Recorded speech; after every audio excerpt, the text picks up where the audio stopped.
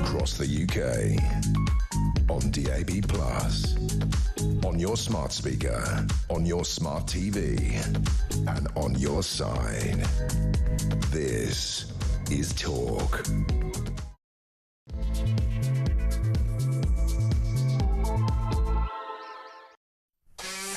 There you are. Good evening and welcome to the Political Asylum. I'm Kevin O'Sullivan and I'll be your genial host for 3 thrilling hours of news, views and dynamic debate right here on Talk all the way to 10 o'clock. Get stuck in, get it off your chest, get on the phone and call me on 0344 499 1000, or you can WhatsApp voice note me on the same number. And I promise to play your message out. That's 0344 499 1000. It is Monday, July the 27th. Here's what's coming up. Despite the best efforts of censorship fan Starmer and his secretive social government to hush them up, there were angry protests outside migrant hotels the length and breadth of the country all weekend, seething citizens at the end of their tether after hundreds of undocumented young foreign men were imposed on their communities without their consent and with no sign of this official invasion on any party's manifesto and no democratic vote on it. Understandably, the demonstrators are worried about the safety of women and children in areas where the local hotel has been turned into an accommodation centre, mainly for people who broke into Britain illegally, often on small boats. The rising number of allegations and convictions for sex crimes among these interlopers has made the atmosphere febrile. We're not allowed to know what happens in these former 4-star luxury inns, even though we're paying for this no-expense-spared service to these visitors who demand to be allowed to live here. But behind the blacked-out windows, steel barriers and security blockades, what really goes on in Britain's mysterious asylum seeker hotels? Tonight, you're going to find out. And what our special guest discovered during 3 months of working and living at the Copthorne Hotel in the leafy Sussex countryside will shock you. And these extraordinary revelations must surely increase pressure on undynamic duo Keir Starmer and Home Secretary Calamity Cooper to end this madness. Meanwhile, it's a madness, by the way, that is bankrupting this country. The insanity of it is off the scale. Meanwhile, a councillor at a full council meeting proposes prioritising housing for homeless British military veterans over foreign migrants, and can't even find a single local representative to second him. Instead, his suggestion is greeted by a hushed silence, followed by whisperings about dangerous rhetoric. Is this really the way these councillors think? Or are they just terrified of accusations of racism? What is happening to the UK, folks? What is going wrong? 0344 499 1000. Also tonight, Starmer's sinister new social media surveillance unit, a squad of snooping coppers checking on posts that might be considered anti-migrant. Worried Brits who maybe don't want this small island saturated with ever more illegal foreigners turned into suspects by Starmer's Stasi-style Rozzers. Shades of last summer all over again as two-tier responds to simmering social unrest with a tyrannical crackdown. Not good in my view. But what do you think? 0344 499 1000. Plus, the Right Reverend ruled wrong by school bosses for delivering a sermon to pupils, telling them that they didn't have to be governed by LGBT ideology. He was fired, cancelled, and 6 years on says he's still treated like a pariah. He's still cancelled. Here's crime to preach the Church of England's teaching on Christian marriage. So now we demonise a man of the cloth for not quite going along with the LGBT orthodoxy we're all supposed to worship at the altar of. Again, what is happening to this country. 03444991000. And finally, Royal Guru Kinsey Schofield with all the latest news from Planet Meghan, where Harry is just about allowed to dwell for now. All that and so much more, so don't go anywhere. Stick with me right here, right now on Talk, the home of free speech and common sense. Let's spend Monday night together, and we've got a very special show for you tonight. We're basically going to take you inside one migrant hotel, one asylum seeker hotel, and get the full story thanks to one of our guests who spent 3 months working there, secretly filming some of the events that he could hardly believe his eyes he was seeing. And nor will you when you see some of this. So he'll be joined by, of course, our brilliant international editor, Isabel Oakeshott. Welcome, Isabel. Good evening, Kev. I am so excited to bring this story to your show, and you'll hear it much better from our own guest who witnessed what goes on behind the scenes at a migrant hotel. Now, to the best of my knowledge, nobody has ever managed to get inside an asylum hotel and document just exactly what privileges and what kind of behaviour takes place behind those steel barriers and, you know, everything that is erected to stop the British public seeing what they're paying for. So I think this is an incredible exclusive. I think I absolutely pay tribute to the skill of our source, who is going to talk us through what he saw and learnt. And I have to say, you know, I am used to reporting on the asylum crisis. I was genuinely shocked. There are a string of revelations here that I think have huge public policy implications. Absolutely. What this is all about, this story, is, as you say, Isabel, the weirdest thing in this country is we, the British taxpayers, are required to shell out billions of pounds every year for, at the moment, around about 202, 205 asylum seeker hotels, a number that's actually rising despite what the government says. And so we're required to shell this money out, but we're not allowed to know what the hell is happening in these places. When they become asylum seeker hotels, this place was called the Copthorne Hotel, very lovely 16th century manor hotel in manicured gardens down in the Sussex countryside, a welcoming place for all who wanted to go and have a drink or eat there or enjoy the view, the koi carp ponds, the adjacent golf course. Well, when this became a migrant hotel, an asylum seeker hotel, as in the manner of these things, this is what happens with all these hotels. Suddenly, bang, you know, the windows are blackened out, steel barriers are erected all around the hotel, and you can't get in for love nor money due to them throwing a security blockade, complete with security guards who won't let anyone that doesn't have the right credentials into that hotel. When I say anyone, that means you and me and those people who are paying for it. So what I think is extraordinary about this story is people just go, oh, we're paying for these hotels, that's a disgrace. But we don't know what we're paying for. We don't know the details. And tonight, folks, you're going to find out. And you're going to find out courtesy of my next guest. I'm really pleased he's joined us. He's billed here as ex-migrant hotel employee, but I think he's a lot more than that. Welcome to Aston Knight. Hello. Hello, Aston. How you doing, mate? Yeah, very well. You've actually caught me on my birthday, so... Oh, wow. Happy birthday. Thank you. Well, this is a bit of a present, us having this story, so thank you for this. Well, look, we're going to place... you've made a 52-minute film, a documentary, if you will, about what's going on in this place. And as I said earlier, some of the stuff you saw, and now that I've seen, thanks to your film, is absolutely jaw-dropping. Well, look, just by way of setting the scene, let's play this clip. This is you talking to one of the residents of the Copthorne Hotel. You come over on the boat? Come from the boat, yeah. From Sudan? From Sudan. And now you got the visa? I get visa, yeah. I have right in the country now. Well, you want to see how I'm coming here? Welcome to the UK.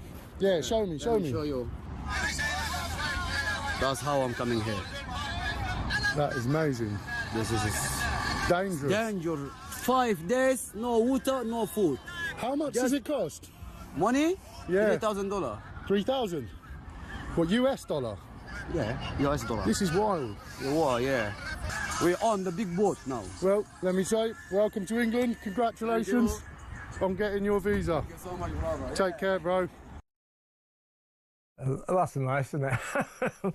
Aston, you worked there for 3 months living in, and so you were able to see everything close up, exactly what was going on in this hotel. And just by way of, again, slightly setting the scene, we'll talk you through this. But Aston heard of 10 babies who had been born on the premises.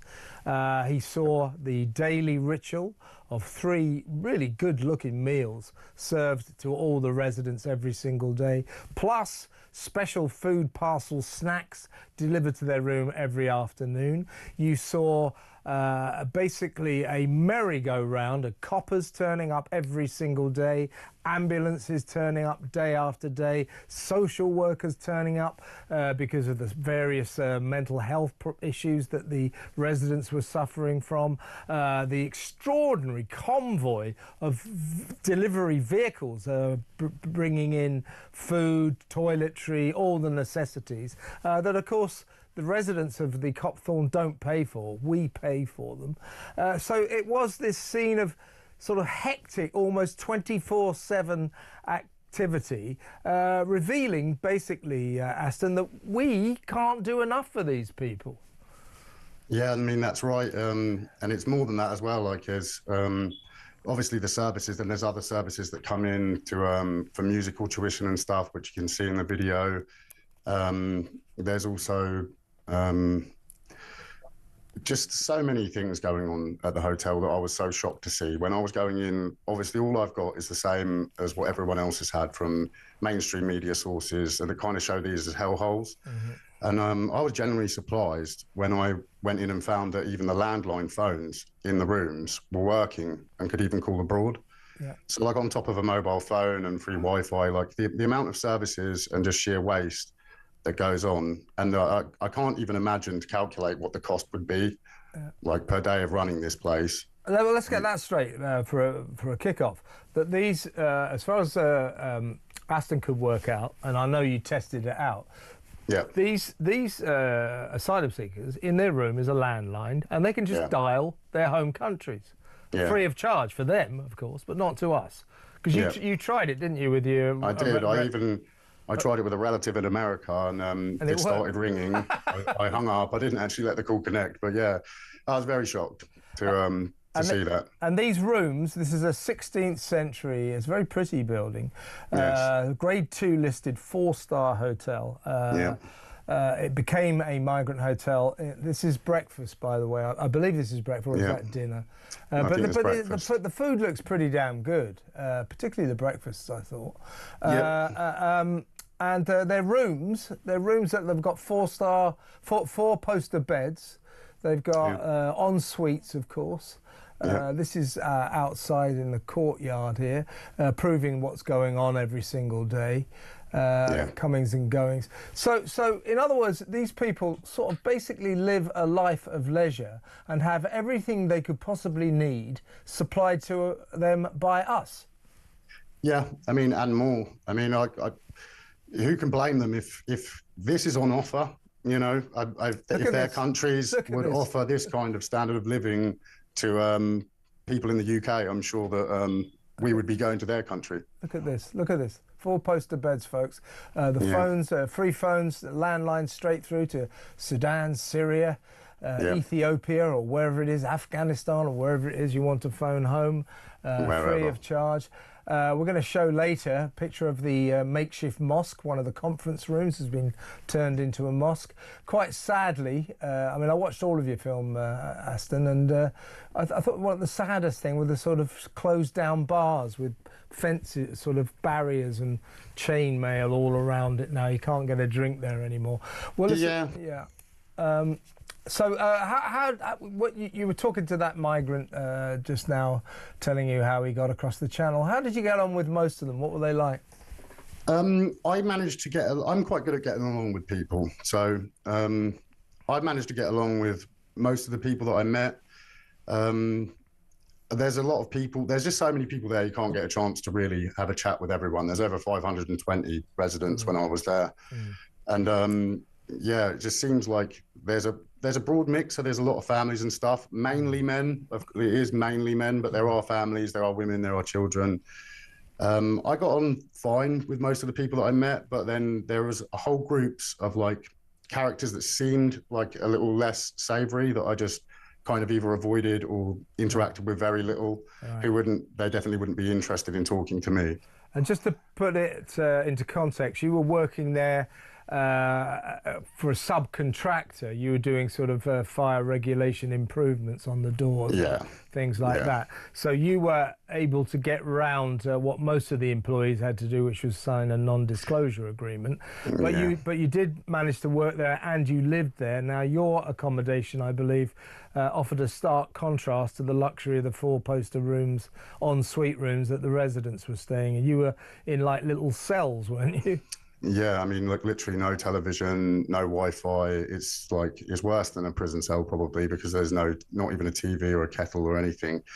And yeah, I mean, like even just a couple of weeks I was in there until they gave us a cottage to stay in. But the staff there, the conditions for the staff is appalling. And like a lot of the staff, you know, I've seen members of staff in tears, crying, like they get a lot of abuse. They're not treated particularly well. The mess they have to clean each day is horrible. Their wages aren't great, and then their living quarters are abysmal, and then they actually have to pay still for their accommodation as well. We're going to go to a break in a second, but just before we do, we're just looking at footage of yet another delivery van.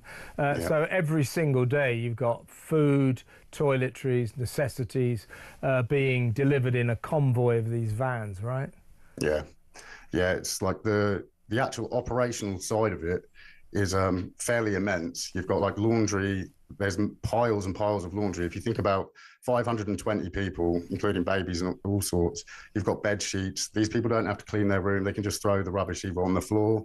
Some of them keep their rooms clean. Some of them will just throw it out in the hallway. Some of them will just leave the room in an absolute mess. So like there's toiletries, baby food, nappies, laundry services. There's obviously the food that's being delivered on the daily. You've got all sorts of goods and services coming in, Amazon parcels, taxis, all of these things. That's and like the school run's crazy. Oh yeah, they get free taxis for the kids for the school run. Yeah, I mean, every taxi that comes to the hotel, only taxis that are on accounts can get through the gates and arrive into the hotel. So that's all paid for as well. So by us, and it's wild. Before we go to break, we're going to have a look at so these people, of course, they're asylum seekers. Most of them are not allowed to work. Well, these are the living conditions. If we can have a look at this new clip here. So what can you do when you've got nothing to do all day? Why not smoke some weed? We got this footage here with a bit of luck of a room. So Aston was able to go into all the rooms because of his job, because he was improving the doors and everything. And guess what? There's a Rizzler papers and a what do you call it? A grinder to grind the grass. So we've got some footage of that. It looks like we better show you that after the break. So we'll be back in a few minutes with that footage.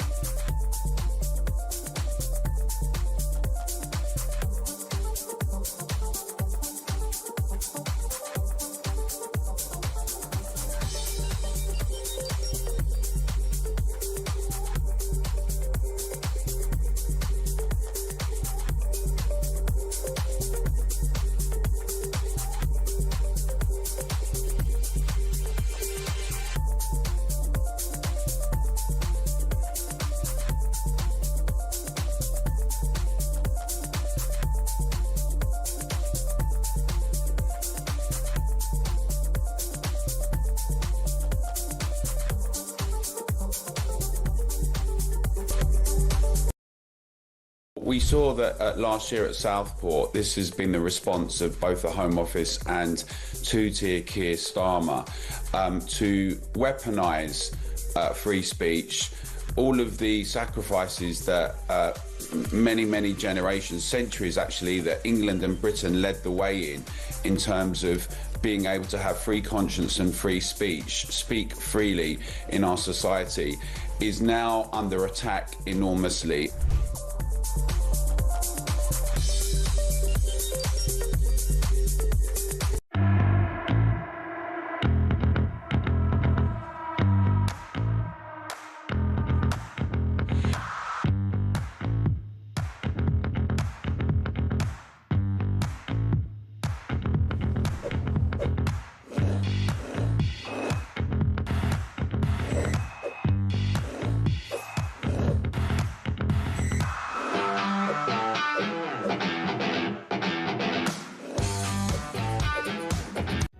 Across the UK, on DAB+, on your smart speaker, on your smart TV, and on your side. This is Talk. Welcome back. I'm still with Talk's international editor Isabel Oakeshott and ex-Migrant hotel employee. We've got to get a better name for him than that. Aston Knight, who's delivered this great documentary and this incredible footage. Here is a little clip where we get a good look at the living conditions. I have been quite surprised at the level of luxury that is enjoyed by many of the residents who live at Copthorne Hotel. When I thought of the term illegal migrant hotel, I definitely had a far less luxurious accommodation in my mental image. Perhaps what I found more surprising is the level of affluence of some of the residents themselves as well. So before the housekeeping staff make their rounds, the bedrooms do get rather messy. I mean, you can see here cigarettes and weed and ash all over the tables, banana skins left everywhere, bags of rubbish on the floor, weed grinder, weed and ash all over the desk. In stark contrast to the relative luxury enjoyed by the service users at Copthorne Hotel, in the staff accommodation block, where I have kindly been gifted a room for the duration of my stay, is anything but a luxurious 4-star hotel. The rooms are like boxes, there's no Wi-Fi, no televisions, the signal is terrible. It is literally a box with a bed and a sink. And here's Aston casting his eye and his camera over the emergency services that seem to spend nearly all their time at this hotel. Staff also have to deal with cases like this young gentleman who is peacefully protesting on a hunger strike and all that comes with it, with the mental health care workers and ambulance staff that have to come in. There's almost like another hidden cost here, I suppose, to the scheme, which is public services in general, particularly the NHS and the police and private ambulances. There's also midwives, crisis team workers, mental health care workers, social workers, and there's multiple visits every day from multiple different public services that have to deal with all sorts of issues, from assaults and sexual assaults and drugs and gangs to pregnancies and injuries, all of this which is obviously not covered in the figures of the cost of the scheme. And also, of course, the residents of this hotel, there's about 220 of them, that's the capacity. It's got a conference room, a kind of ballroom that can take 600 people. One of the conference rooms, of course, these are not really being Christians, they're mostly, well, they're Muslims. One of these conference rooms has been turned into, I say a temporary mosque, but it is now basically a full-time mosque where not only the residents go, not only do the migrants go, but also the staff. Take a look. There is site manager washing himself in preparation for prayer. The vast majority of Crown Lodge staff and the security team are all Muslim. There is a mosque that has been made in one of the previous boardrooms in the hotel, and service users and staff all pray together in the mosque. There is. I did find it rather odd that there wasn't separate prayer facilities for staff and service users. I understand the advantages of having people that speak Farsi and Arabic and can have that cultural rapport, like between service users and staff, but I did find that perhaps there's not quite the same level of professional dynamics that you would expect between staff and service users in a migration management facility. Well, that's all pretty jaw-dropping stuff. And Aston, you're referring to service users there. That's what the residents, the migrants, the asylum seekers are referred to as, isn't it? Service users. Scroungers, I might think is a better word. What are your thoughts watching that jaw-dropping footage there, Isabel? Well, I actually couldn't believe it when I came across Aston's work. I mean, I have long, as a journalist, wanted to get somebody inside a migrant hotel, and it's extremely difficult because basically everybody who works at these facilities is forced to sign pretty frightening non-disclosure agreements, and they're threatened with all manner of hell and high water if they ever breathe a word of what they see. And Aston was in a very unique situation. He came in as a contractor, not as an employee. He's responsible for himself, and so he didn't have to sign this paperwork. And he was in a unique position of being able to have a camera because the type of work he was doing, some kind of post-Grenfell related checks and repairs, allowed him to be openly filming. And there was so much out of his hour-long little mini documentary that was news to me. I didn't know, for example, that female migrants are deliberately getting themselves pregnant. That's very much his impression, whilst they're in migrant hotels in order to bolster their right to remain. I didn't know that migrants were allowed to use private ambulances. What the heck is that all about? Who's paying for that? How? Why? I didn't know that they were being given music lessons and entertainment from outside bands. Wouldn't we all like that of a bored evening? I didn't know that they weren't just given 3 meals a day, but a 4th meal a day that is hand delivered to each door. I didn't know so many other things. So I couldn't recommend enough that people watch the whole documentary that he's got on YouTube. And there is so much here that I need to follow up as a journalist. I think it raises parliamentary questions. I want freedom of information requests to elucidate some more of what comes out here to get the true scale of it. Indeed. Aston, we're talking about these female migrants, asylum seekers, who, as Isabel said, it seems some of them go out to get deliberately pregnant here in Britain, because that, of course, will make their case to say that much stronger. Did you find yourself a target, an amorous target for these women at all? I mean, yes, I was propositioned for sex by on 2 different occasions by 3 different women, Really? 2 of them together. Really? I had to report that, and there had to be a change of all of the actual protocols and how it dealt with me getting residents out of the rooms. So someone had to accompany me. So yeah, but just to go back on what you were saying before, it's not 220, it's 520 residents that are in the hotel. So I've got that wrong, because it's 220 rooms, isn't it? Of course. So 520 residents. And not only that, but then like they were doing up the actual staff accommodation, the upstairs room, kicking the staff out of those rooms to increase capacity. And that's another thing I think that should be looked into, because I do believe it is a bit of a racket. Yeah. And obviously the hotel groups that own multiple hotels that are signing up to these schemes, I mean, someone needs to look into who's the shareholders, and if there's like ministers who are supposed to be stopping boats and maybe profiting by owning shares in companies that profit off of these. Maybe.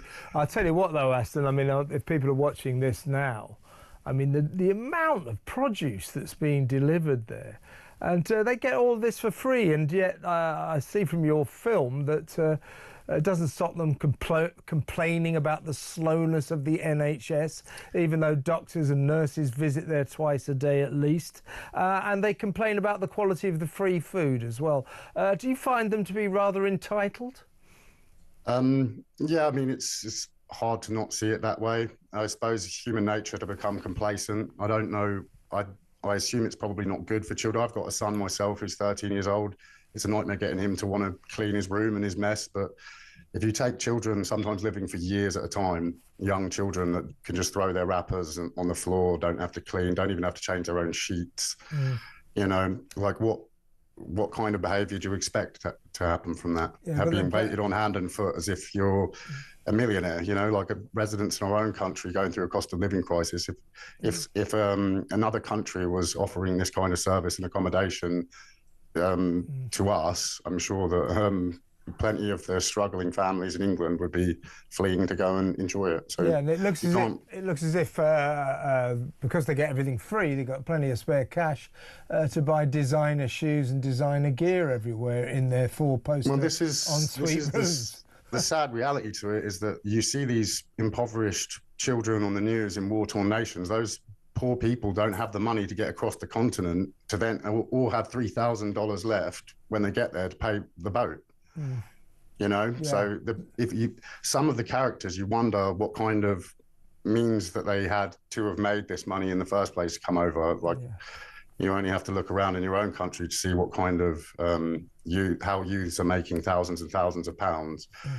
It's extraordinary. Listen, before you go, let's play one last clip, which I think plays into everybody's fears about what happens if you're in a country that just allows thousands and thousands and thousands of young sexually active men into the country, no questions asked. We don't know anything about them. Let's watch this clip. So that was me and the staff at the hotel discussing an incident between a woman who had two very young daughters, very pretty and very young daughters, that had basically been predated upon by a pervert. She had made multiple complaints. She had phoned the police multiple times. They had been to the hotel, but no actual official arrest had been made. But the woman in question and her children had been moved to another hotel, but to my surprise I found out the next day that the actual predator in question was still remaining at the hotel where there's various children and babies living. He actually justified his actions by saying that in his culture and his beliefs that it's absolutely fine to be interested in girls of that age, and which made me look into the age of consent across nations. And I was actually quite shocked to find that some nations on the earth have age of sexual consent as low as 11, 12 and 13 years old. Well, I mean, just doesn't bear thinking about. Aston, just really, before we part company, thanks so much for coming on the show. What strikes me, you know what the asylum seeker hotel crisis entails. You know all about it. But it struck me that until I saw all this, I didn't really know what was going on. The level of the service, they're called service users, the level of the service we're supplying to them, free this, free that, free everything, free doctors, free dentists, free food. They also get, of course, 50 quid a week welfare, free taxis. It's extraordinary, isn't it? It is indeed. I mean, if that's not incentive for people to come here in larger and larger numbers, then I don't know what is. That's exactly what it is. This is not exactly a deterrent, isn't it? If you come to this country, we'll put you in a four-poster bed with an ensuite bathroom and give you 50 quid a week and free food and free doctors. There, see how you like that? It's ridiculous, isn't it? It's crazy. Aston, it is crazy, but that is a great documentary you've made, and we'll keep in touch. Thank you so much for your help. That's Aston Knight, who worked in the Copthorne Hotel down in Sussex for 3 remarkable months. Let me know what you think about all this. Me and Isabel will have a chat about it when we come back. Stay where you are.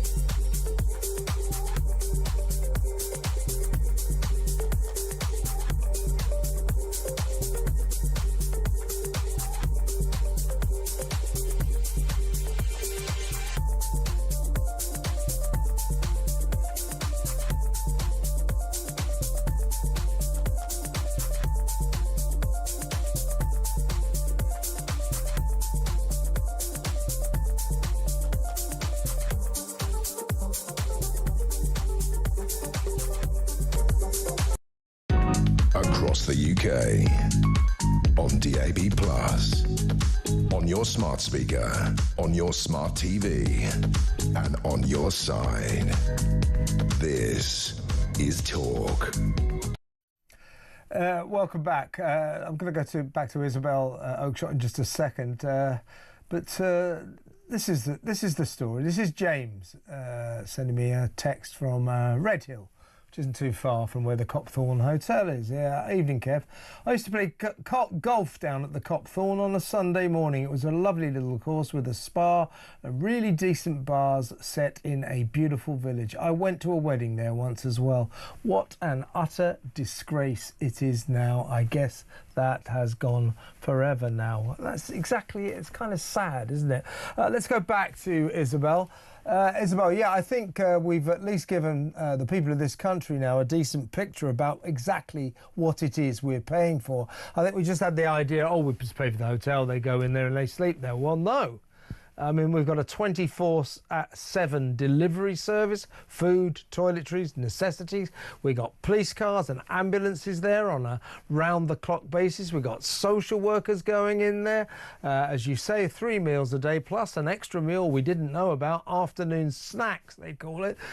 Quite a conservative description. It's huge bags of food put outside every room. And still, apparently, these people complain about the quality of the food. Well, if you don't like it, you know what you can do.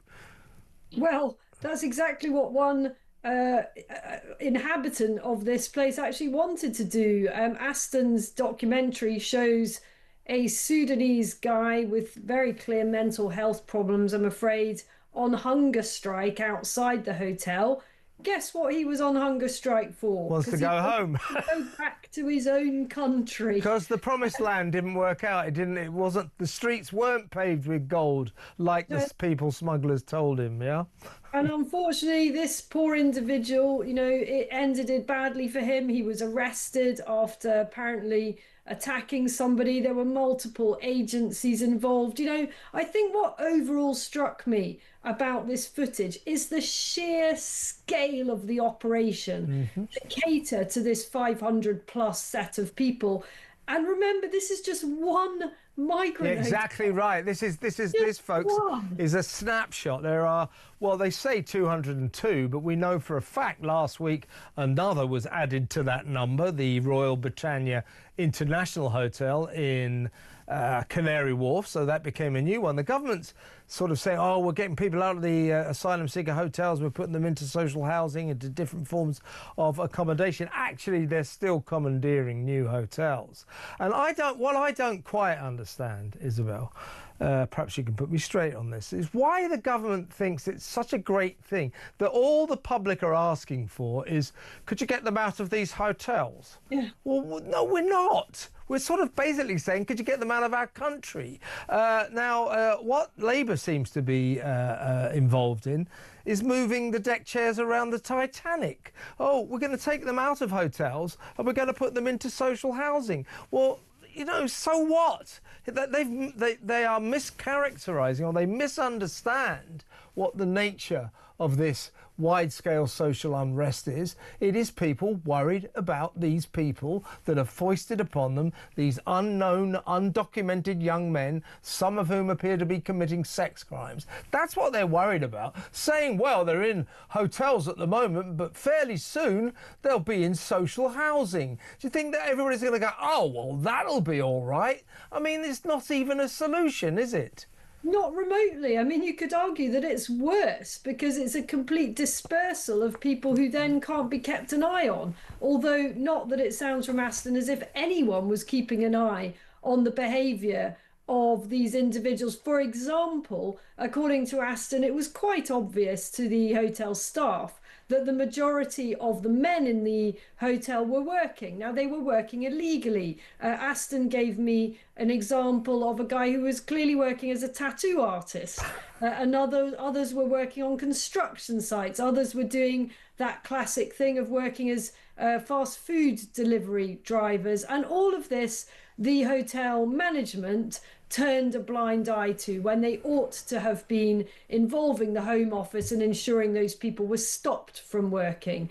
And I think it's important to point out that Aston, the guy who very cleverly did all this filming, is not a member of any political party. He's not party political. I talked to him about this and he said, actually, you know, in the past he was probably rather on the left. So this is not someone who's gone in with an agenda to expose, you know, the shocking nature of all of this. You know, I think he went in with an open mind, and I was very struck by his measured tone in the documentary. You know, he does give some of the migrants some credit for this and that and their situation, but overall there is no getting away from what he saw, which is truly shocking. I mean, what it amounts to, what it adds up to, Isabel, is we, the long-suffering British taxpayers, are being taken for an enormous ride by a government that doesn't want us to see exactly the extent of their bizarre largesse and generosity towards these people who break into our country illegally. That is the word. This is bizarre, isn't it? The amount we're giving these people. I mean, I would go as far as to say it is totally unhinged. You know, the country is going to explode over this pretty soon.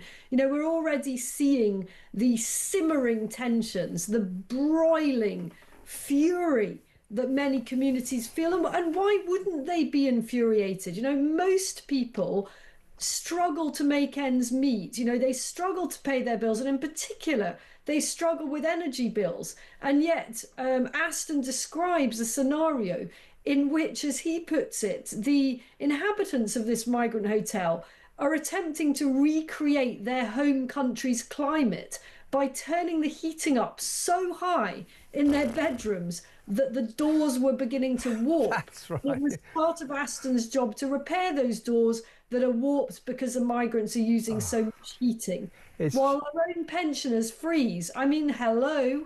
And we're going to do a story later on. I keep doing spoiler alerts on my show. Great stories I've got coming up, and I tell everybody all about them. But I'm going to give you a sneak preview of this. We're going to talk to a councillor from Lincolnshire later on. And he proposed in a full council meeting, so I assume it looks like there's 100 people there, maybe more, in this big meeting. He stood up and proposed that from now on their area prioritised housing homeless British military veterans, homeless military heroes, over the accommodation of migrants and asylum seekers. His proposal was met by this awkward, hushed silence. They couldn't even find a seconder for his proposal out of 100 councillors. And later he was assailed by talk of dangerous rhetoric. I mean, what is happening to this damn country? Well, I will tell you who the seconders are for his proposal. Basically, the vast majority of the British public. He has got millions of seconders for that proposal because it is basic common sense and basic common decency, and what we owe the people that have served our country and put their lives on the line. And that such a suggestion should be treated as some kind of outlandish, you know, borderline, dangerous, bigoted suggestion shows you just how far the politics of the establishment has lurched to the left and how out of touch it is with the views of the ordinary people of this country. Exactly right, and it is that split, that widening schism between the people, decent citizens of this country, and the body politic, which seems to have taken upon itself this kind of strange narrative in which they promote the needs and the wants and the desires of foreign asylum seekers over our desires and wants and needs. It is that widening schism which is fueling the unrest you're seeing all over the country, and I suspect that's going to get worse because they just won't listen to us, will they? We'll go to break now. When we come back, we'll talk about Keir Starmer's he has actually, because of what we saw all over the weekend, all these demonstrations, he has actually called the cabinet back off their holiday to discuss that. No. He's called them back for an emergency meeting to discuss Gaza. Never mind this country, he's going to discuss Gaza. That's why he's bringing his ministers back from their holidays. What about us? What about us, for Christ's sake? That next, stay tuned.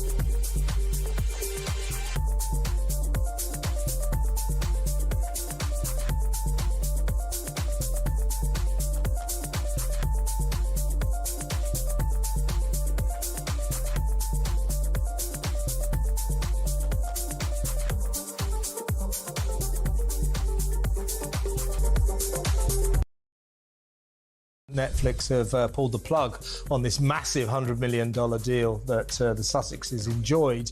But the fact that it is now official still comes as a bit of a shock to all of us, but not so much of a shock as it does to the Sussexes, who, I tell you, will struggle now financially. I feel like this is just a perfect example of karma. They got their karma for sticking two fingers up to the royal family, trying to throw their reputation under the bus. And I feel like everything they do now, it just reeks of desperation, which is just so repulsive.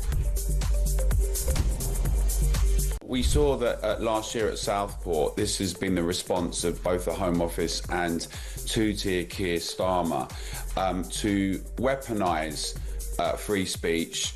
All of the sacrifices that many generations, centuries actually, that England and Britain led the way in terms of being able to have free conscience and free speech, speak freely in our society, is now under attack enormously. Across the UK, on DAB+, on your smart speaker, on your smart TV, and on your side. This is Talk. Welcome back. I'm still with Talk's international editor, Isabel Oakshott. Isabel, we haven't got long, but let's try and squeeze all this into just a few minutes. First of all, we had a weekend of protests outside hotels all over the country. Pretty big demonstration last night in Epping, the latest of quite a few up there. So the people of this country making their feelings known. They've had enough of this asylum seeker hotel crisis, this migrant crisis. The Prime Minister, Keir Starmer, has yet to say a damn word on it. But then we heard, oh, thank God, and of course, while the country's falling apart at the seams, the Labour government's on holiday, along with every other politician in the country. So that seemed rather unsatisfactory, to say the least. A silent Prime Minister and an absent cabinet. Then suddenly, phew, God, he's done the right thing. He's called an emergency cabinet meetings, calling them back off their holidays, their vacations, for a special meeting later on this week, obviously to discuss what's going on in these asylum seeker hotels. But no, it's not that. He's called them back, emergency meeting to discuss Gaza. When is he going to sort of work out that it's probably more important he deals with matters happening in this country, particularly when you're talking about the country falling apart at the seams? Well, the tragedy is I don't think he's ever going to work that out. Some of our listeners may be aware that tomorrow is actually a very important day. It is the 1-year anniversary, I'm afraid, of those shocking Southport murders. And that is, you know, a very sad occasion in itself, but it's also a moment to reflect on whether or not the government has learned any lessons, not so much from the appalling act in itself. You know, there's a limit to what any government can do to prevent crazy nutters doing terrible things. There will be some lessons on that front, but the wider political lessons to be learned all relate to how the public reacted to those murders, to the wave of protests that followed. And those protests this time last year were about illegal immigration.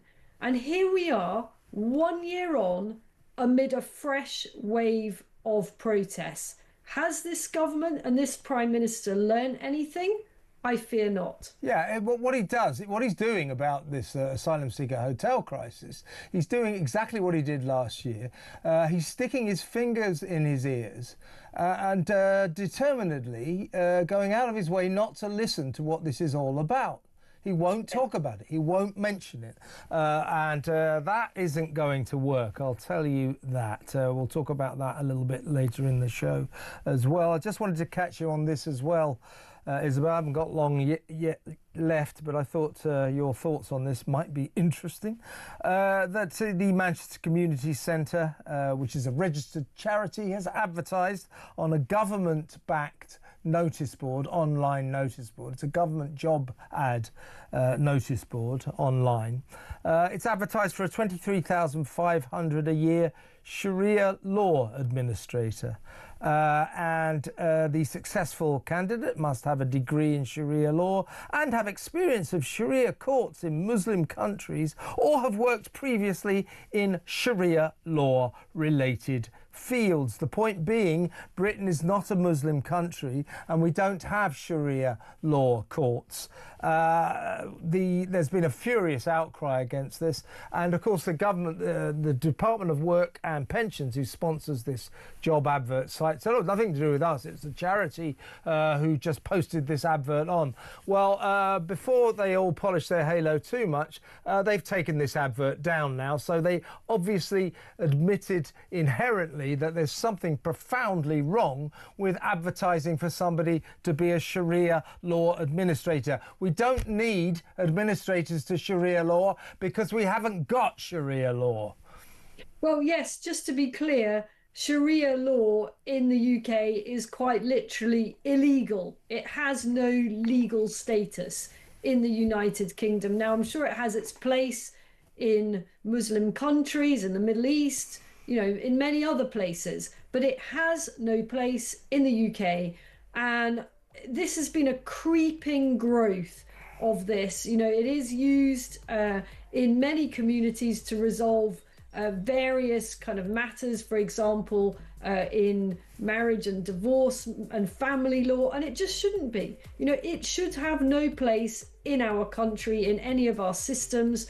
And I'm afraid a future government may need to practically legislate to outlaw Sharia law. Yeah, and the Manchester Community Centre needs to know that it has effectively broken our law with this advert. That's why the advert's been taken down. And no more of your excuses, everyone. This was wrong, wrong, wrong. Isabel, fantastic hour. Thank you so much. Isabel Oakeshott Talks international editor. When we come back, Brendan O'Neill on more of the issues of the day. Stick around.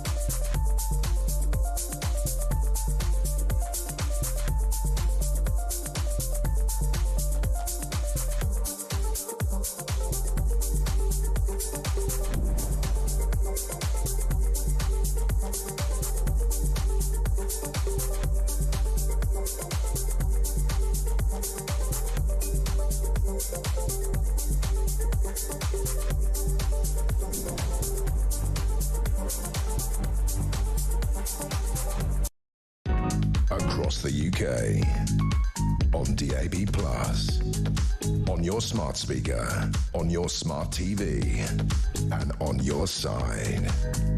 This is Talk.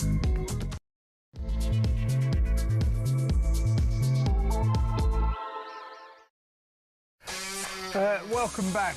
While we watch Keir Starmer incompetently mishandle the events of this turbulent week, we have just revealed exactly what happens at these migrant hotels, what goes on behind the doors.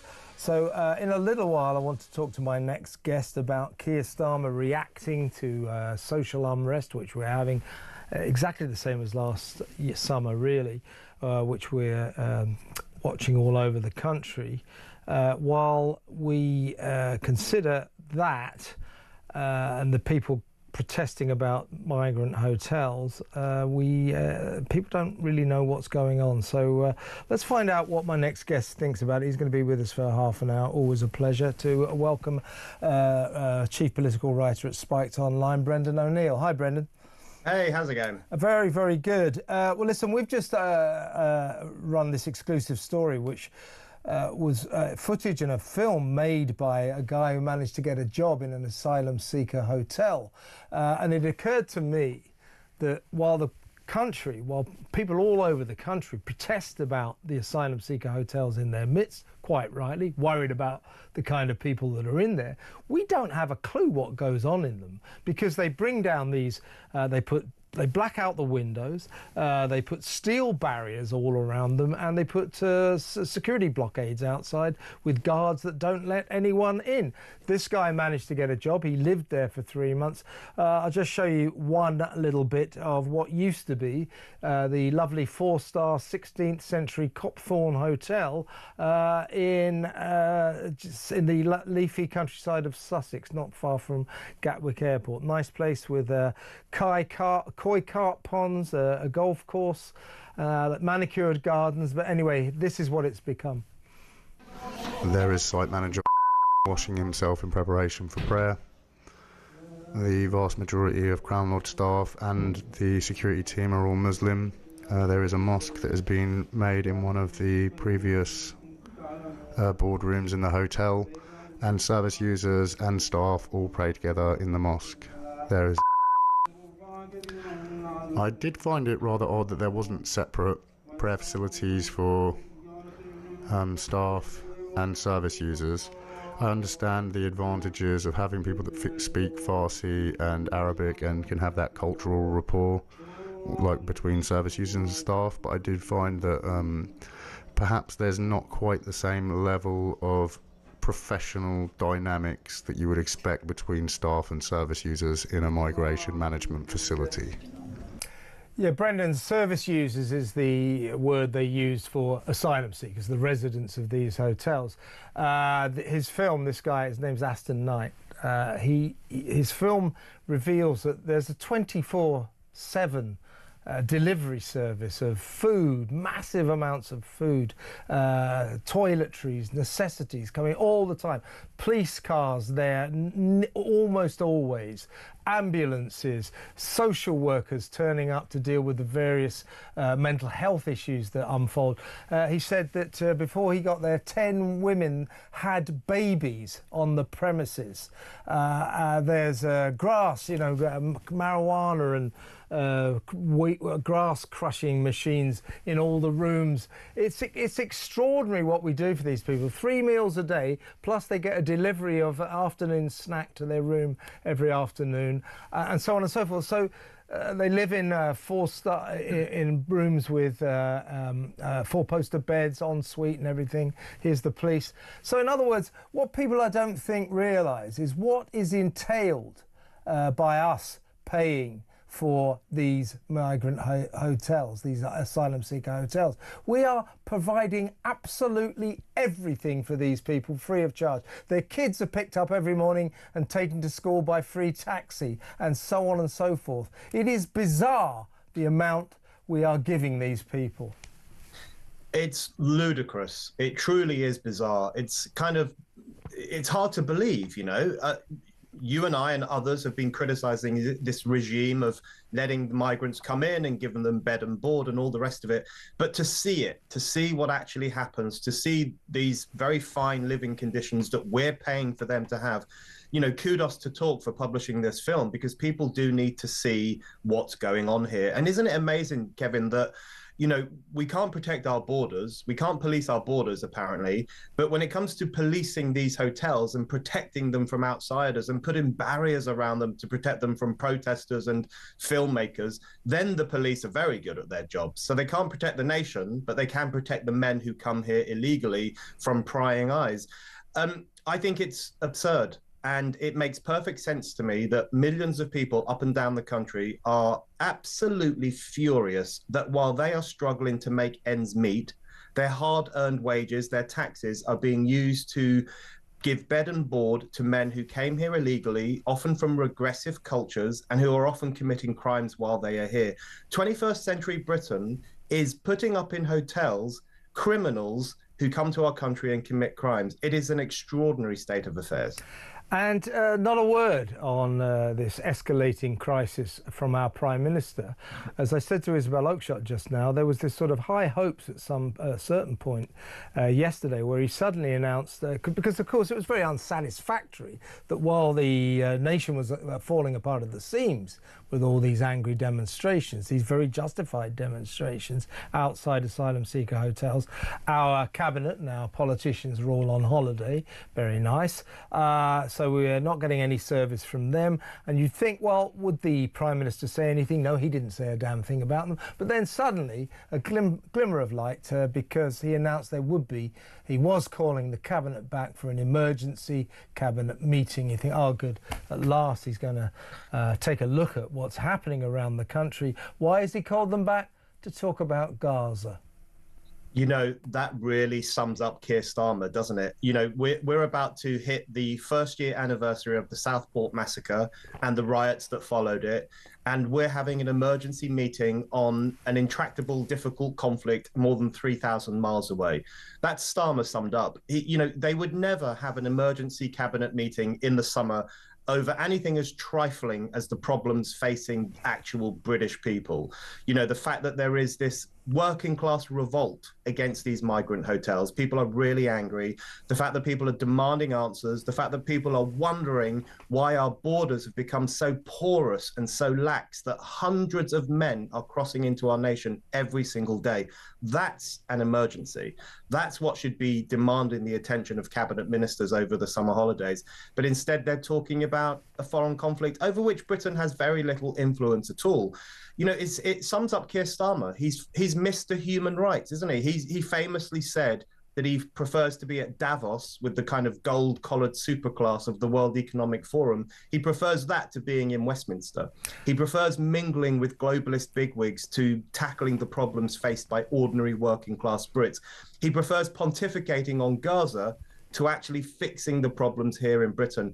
I would like to ask him what he's going to do about this country where, if he has forgotten, he was elected Prime Minister a year ago. This is the country he should be talking about. Yes, and although he hasn't mentioned the escalating crisis over the asylum seeker hotels, by the way, I believe more than 600 migrants came across the channel yesterday, and still they keep coming and coming. So that's about 5 or 6 days in a row. We forget the invasion continues apace. So he hasn't said anything. But he's clearly worried that there will be a repeat of the disturbances of last year. And in a haunting reminder, I think, of last summer's tyrannical crackdown, two-tier Keir has created the exciting new National Internet Intelligence Investigations Unit. That's a squad of police snoopers trawling through social media posts to check on anti-migrant sentiments.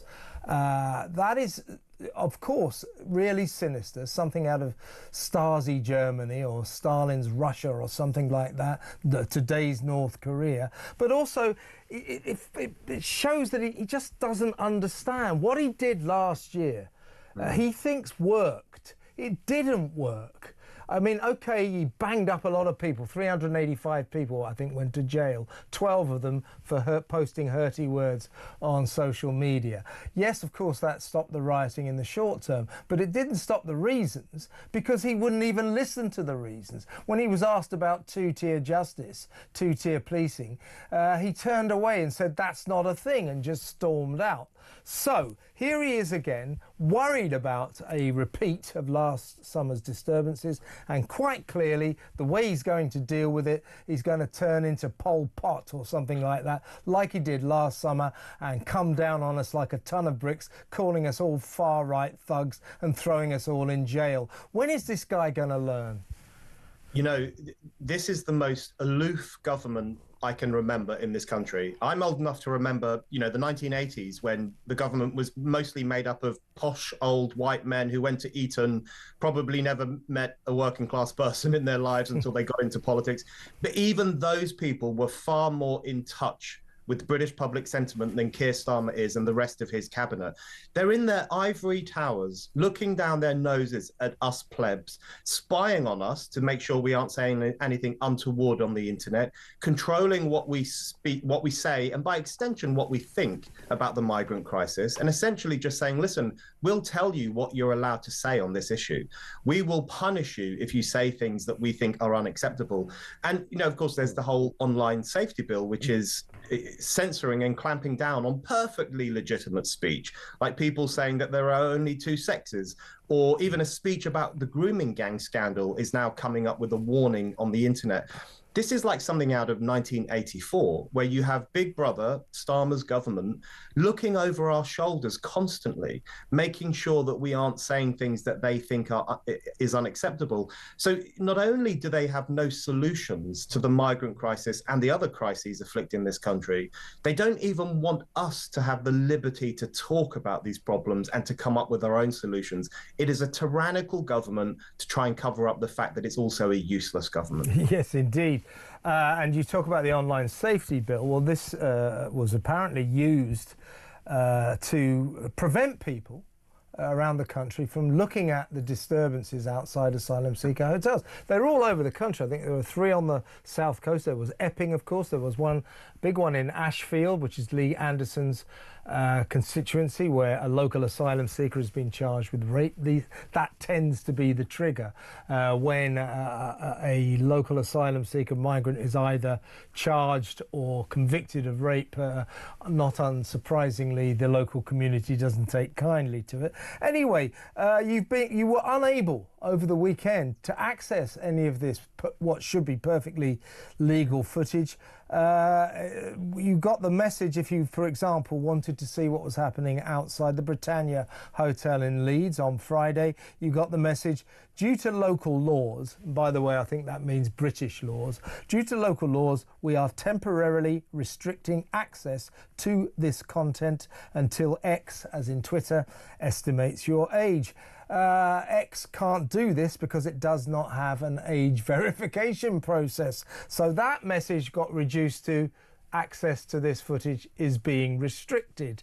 And the Grok chat box facility said that the Leeds film was restricted under the Online Safety Act due to violent conduct. So this is the way they're dealing with it. They're trying to keep it secret, throwing a veil of secrecy over actual events. That way madness lies. Governmental madness lies that way, and yet that is the route Starmer is taking. You know who else does this? China. The Chinese communist regime restricts what people can read on the internet about the Tiananmen Square protests. Now, of course, they were far larger protests and they had far more deadly consequences than the protests we're currently experiencing, which are more peaceful and, I think, good and positive, that people are protesting about these issues. But the exact same dynamic pertains in both situations. You have the Chinese communists, that infamously tyrannical regime, restricting what people can see on the internet about certain forms of protest that took place in 1989. Now we have our own government restricting what we can see on the internet about protests that took place last week. It's an extraordinary state of affairs. And, you know, the online safety bill was presented to us as an attempt to protect children on the internet, but actually what it's done is make children of all of us. Yes. It infantilizes everyone in the country. It has this default position that if you're on the internet, you're a child and you need the government to cover your eyes and cover your ears and make sure you don't see anything offensive. It really sums up just how paternalistic censorship can be, where the instinct is always for the officialdom to come in and protect us poor little saps from seeing anything that might offend us. That's not how freedom works. We absolutely should have the right to read what we want to read and look at what we want to look at, and in particular, to know that there are disturbances in this country because of the mishandling of this affair by government. Exactly right, Brendan. Let's go to break now. When we come back, we'll talk about Starmer and Trump and whether or not this country might recognise Palestine as a state. Macron has already done this. I find this process of recognising Palestine as a state very confusing. So Macron says, yeah, we recognise Palestine as a state now. Yeah, thanks, Emmanuel, but it's not a state, is it? It's like I said last week, it's like recognising Chingford as a state. Well, you can do it, but it doesn't make any sense. It doesn't mean anything. You're just polishing your own halo and virtue signalling. But of course, there are 220 and rising British MPs who want Starmer to follow suit. We'll talk about that. And of course, Starmer and Trump's now famous, already legendary meeting this afternoon. We'll bring you some footage of that. Stay tuned.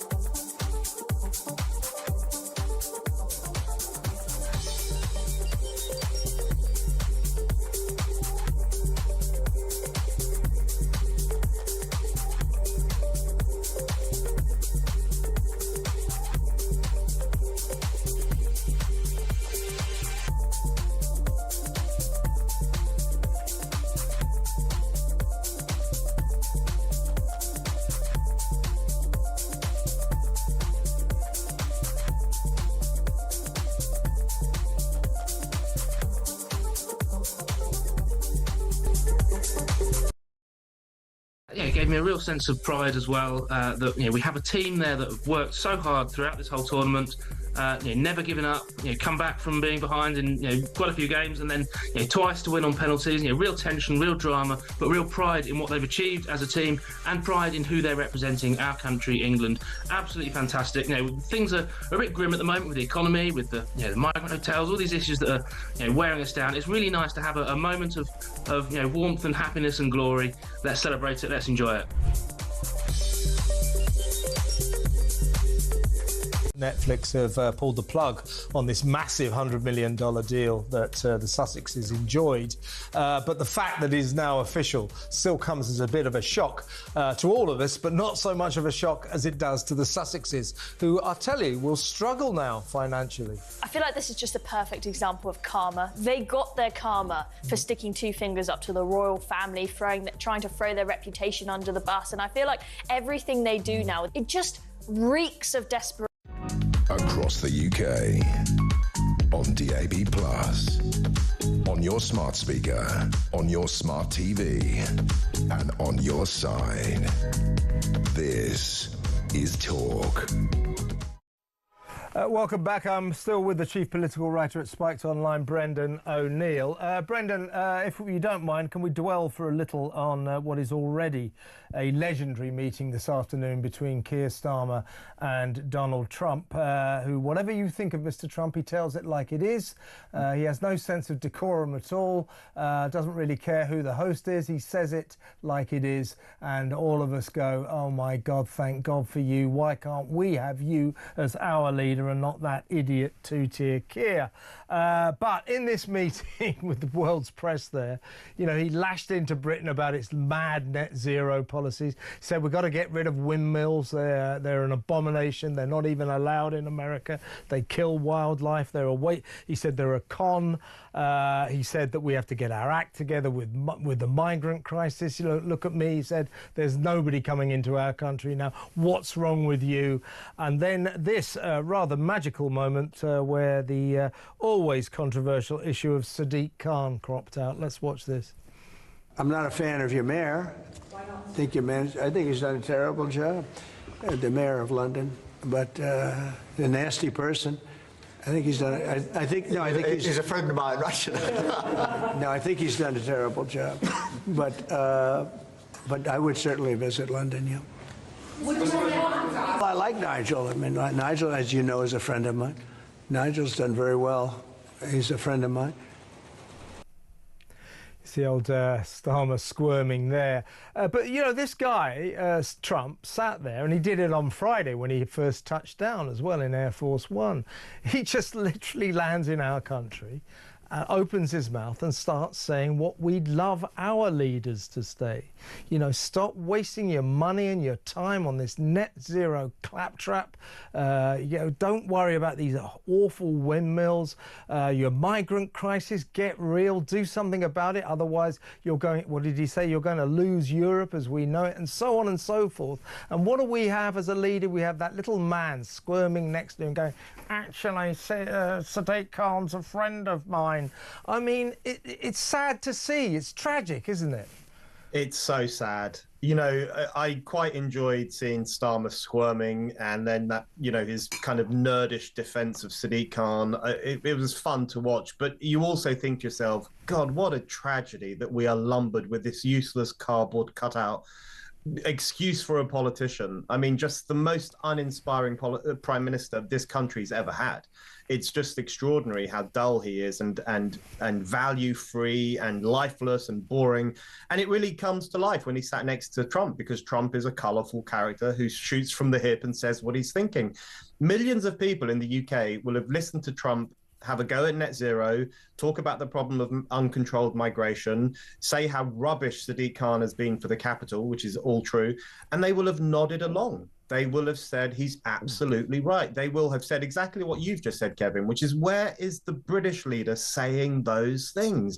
You know, Farage does it, of course, here and there, but if we just had a politician who was populist, understood working class people's concerns, took seriously the problem of net zero, the religion of net zero and the migrant crisis, if we had that person would clean up at the ballot box. And it's Trump's visit is such a reminder that there's just a black hole in British politics that someone needs to fill at some point. Yeah, so just for a few brief, brilliant moments today, and indeed when he first turned up on Friday, you know, we had a politician, you know, explaining the situation, telling it like it is, and talking to us in ways that we understood. Yes, we believe that net zero is a waste of time, costing us too much money. What are all these windmills? As Donald Trump said, he said they're made in China and they're a con. He's absolutely right. So just for a few moments, you know,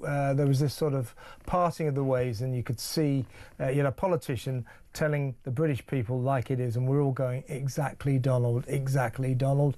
Donald will now leave. That parting of the ways will close, and Starmer will return to just not listening to us. It's more than that. He knows what we're saying. He knows we're worried about the migrant crisis. It's now emerged, by the way, as the top issue that will affect the next election, according to a new poll. So all those politicians who love to say, oh, don't worry about that nonsense, it's the economy, it's the cost of living that will determine the results of the next election. It isn't, actually. It's the migrant crisis. The politician that can solve the migrant crisis wins the next election, hands down. However, Starmer will now go back to sticking his fingers in his ears and just not discussing the issues that worry the British people. You know, you make such an important point, which is that Starmer and the rest of them, they know what we're thinking, but they just think we're stupid for thinking it. They hate what we think. It's not as if they're out of touch with us. I mean, they are, of course. They understand our concerns, but they think we're just real dumb people for having those concerns. And that's what was so liberating about listening to Trump, because if we said those things, if ordinary Brits said those things, if they criticised net zero, they'd be called climate change deniers. If they criticised the migrant crisis, they're called far right and fascist, like those decent, hard-working mums of Epping were called when they went on the streets and said, we don't want our children to be raped by men from overseas. If we criticise Sadiq Khan, you know, you run the risk of being called Islamophobic. That's often what is said about people who say Sadiq Khan's been the most useless mayor London's ever had. We're so restricted in what we can think and say in the culture that Britain has developed. And so it just feels so liberating to see Trump come along, say what we're thinking, and no one can really call him out because he's the most powerful man in the Western world. So it was really refreshing to hear it. And I just wish more people would say things like that because they're honest and they're true. But I do think, Brendan, you're exactly right. This government does everything it can to deliberately ignore our fears, concerns and worries. But I do think, and they put the cork in the bottle, you know, they try to, we know that they're trying to keep secret the rising number of crimes, alleged crimes, either committed definitely or crimes that asylum seekers are charged with, particularly the rising number of sex offences. They're trying to keep that quiet. Apparently the authorities are writing down when an asylum seeker is charged or accused of a rape or a sex crime, they're writing no fixed address. Whereas the address is actually the local asylum seeker hotel. So they're trying to keep it secret, keep the cork in the bottle. And looking at what's going on all over the country and the anniversary tomorrow, this technique of trying to throw a veil of secrecy over what is concerning and worrying the British people, this is going to really, really blow up in Starmer's face, don't you think? Absolutely. It's like the point you made earlier, which is that they think they can just have an authoritarian clampdown after the riots and on what people are saying online, as if that will solve all the problems. But in fact, it puts a lid on them. And that lid is eventually going to blow off because people are reaching the end of their tether on all of these issues. You know, they still call us fascists if we are worried about mass immigration. They still use those kind of insults. They still say Islamophobic if you talk about radical Islam or the problem of, certain aspects of Muslim culture. They still say all that. But I think those insults don't really work anymore. I think they've run out of steam. And I think there are now sufficient numbers of people on the internet, in real life, on the streets of their own communities, who are saying, look, we're going to say this anyway. We don't care if you insult us. We don't care if The Guardian writes an editorial saying that we're neo-Nazis. We don't care if Keir Starmer calls us gammon or looks down his nose at us. We don't care because these things have to be said. They have to be expressed. So I'm really interested. The online safety bill has kind of thrown a spanner in the works of all of this, but that kind of censorious instinct to shut people down, to put a lid on our emotions, to criminalize what we think about politics, I feel like that's working less and less because people are pushing back against it. Brendan, fantastic to talk to you. Thank you so much for your time. Brilliant. Brendan O'Neill, Chief Political Writer at Spiked Online. As always, talking one hell of a lot of sense. Let me know what you think about what he was saying. 03444991000. There is a sense, is there not, that this government, it's a tyrannical government. When it senses that the people are going to rise up against it in hopefully peaceful protests, what does it do? Slams the shutters down, closes down information, gets ready to call us far-right racists, etc., etc. Well, it's not going to wash this summer. And the worry for me is that Keir Starmer, our dear leader, is gearing up to do exactly what he did last summer, to just chuck everyone in jail, to dismiss all these people with very real concerns and worries as far-right racists. He's going to do it again. You can tell this from this surveillance unit he's set up to troll through social media to make sure that none of us write negative things about the migrant crisis. We mustn't show anti-migrant sentiments, so that's me in a bit of trouble, isn't it? But you can take your surveillance unit, Mr. Starmer, and you can stick it where the sun don't shine. It's called freedom of speech.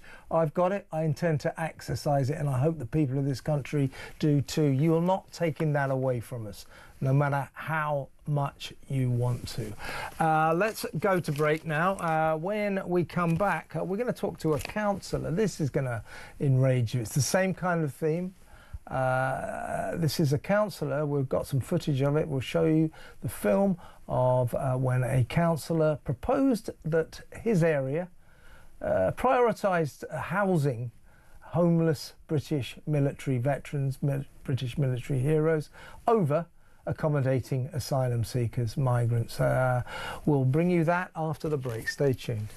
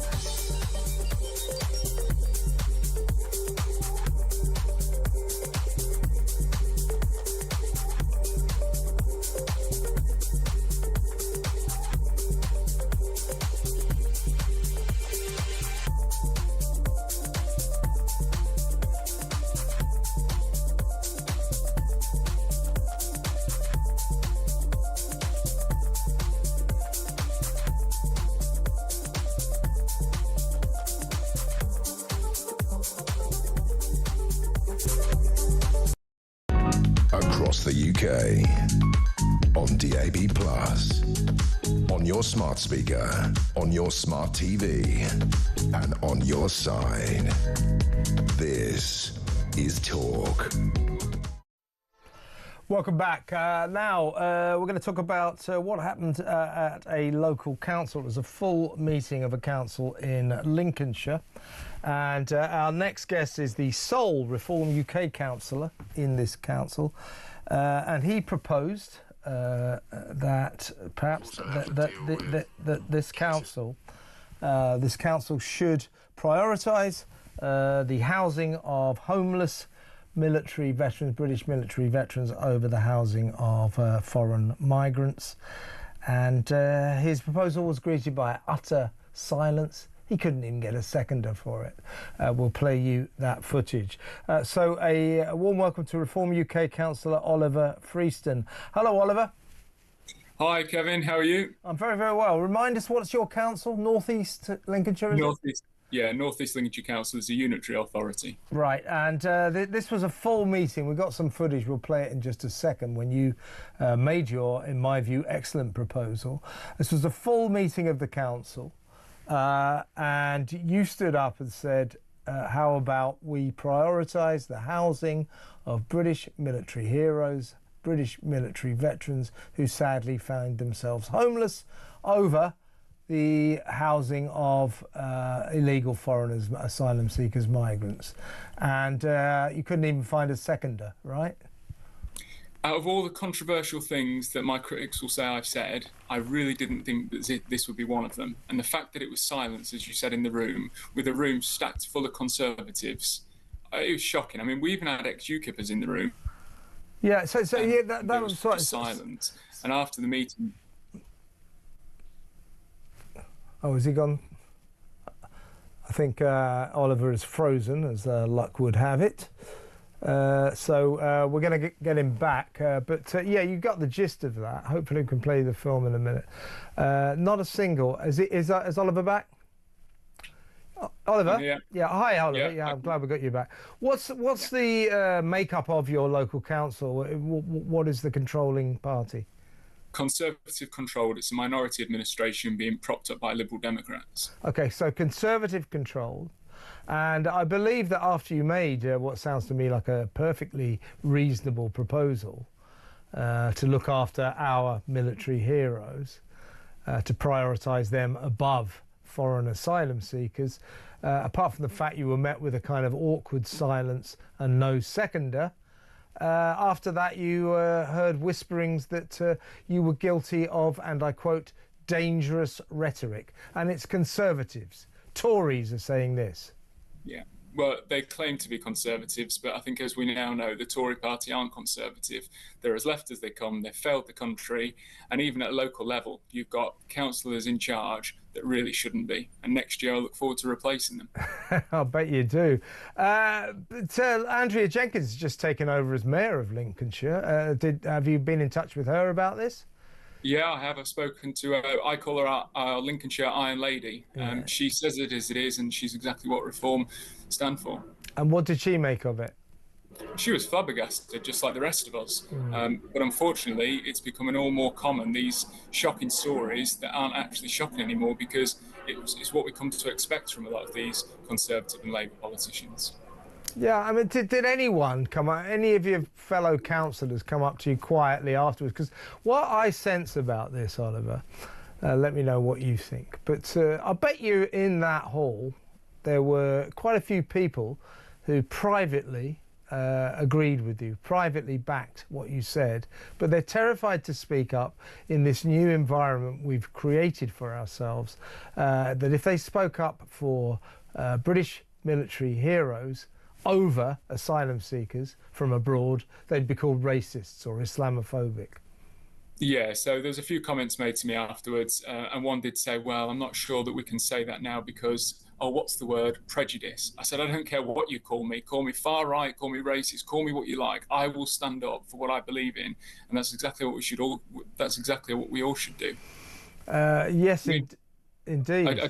I just want to say that, Kevin, how can anybody sit comfortably whilst you've got, for example, a 25-year-old Eritrean man in a hotel playing a taxpayer-funded PlayStation in a taxpayer-funded hotel, whilst you've got a veteran who's fought for our country sleeping on the streets?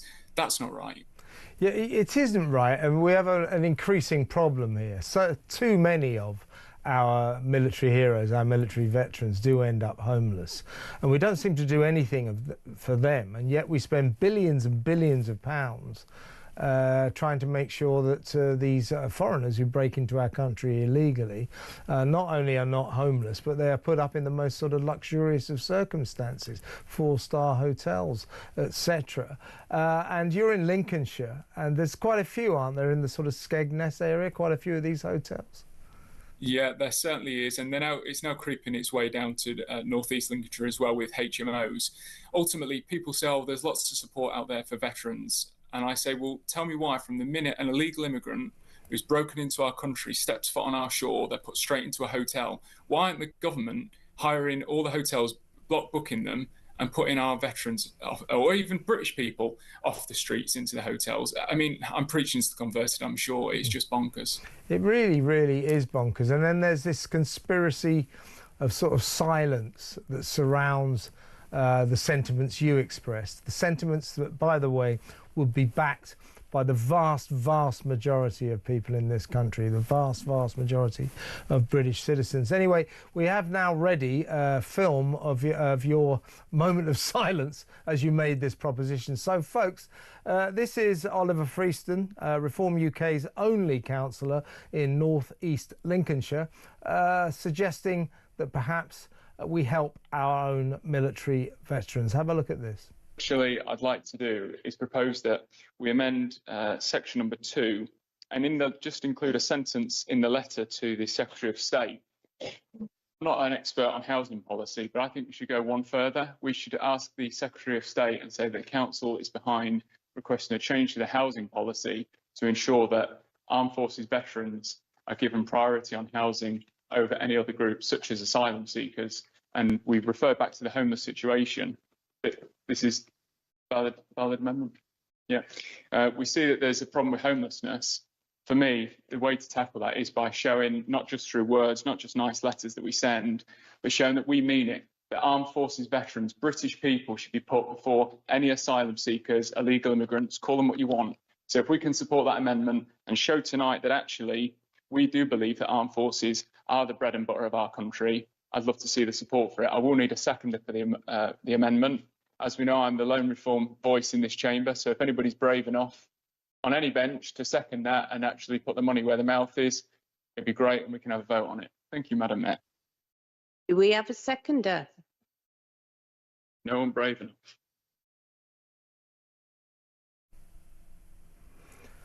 We will.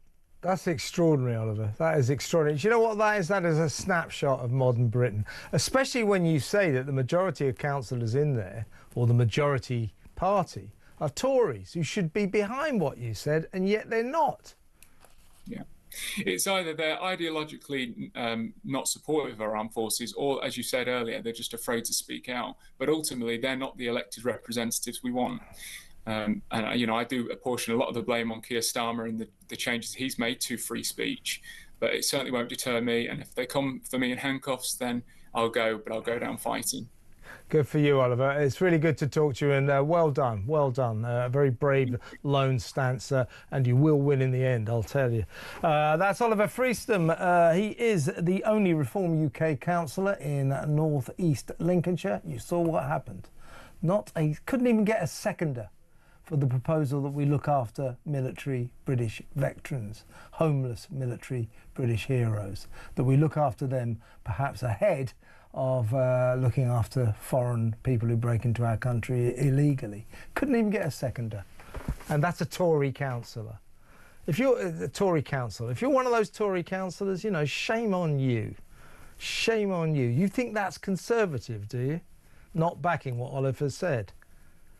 It's not conservative.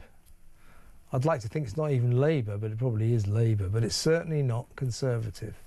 And I don't know what these people are thinking. This is where this country is going wrong. Don't you think, folks?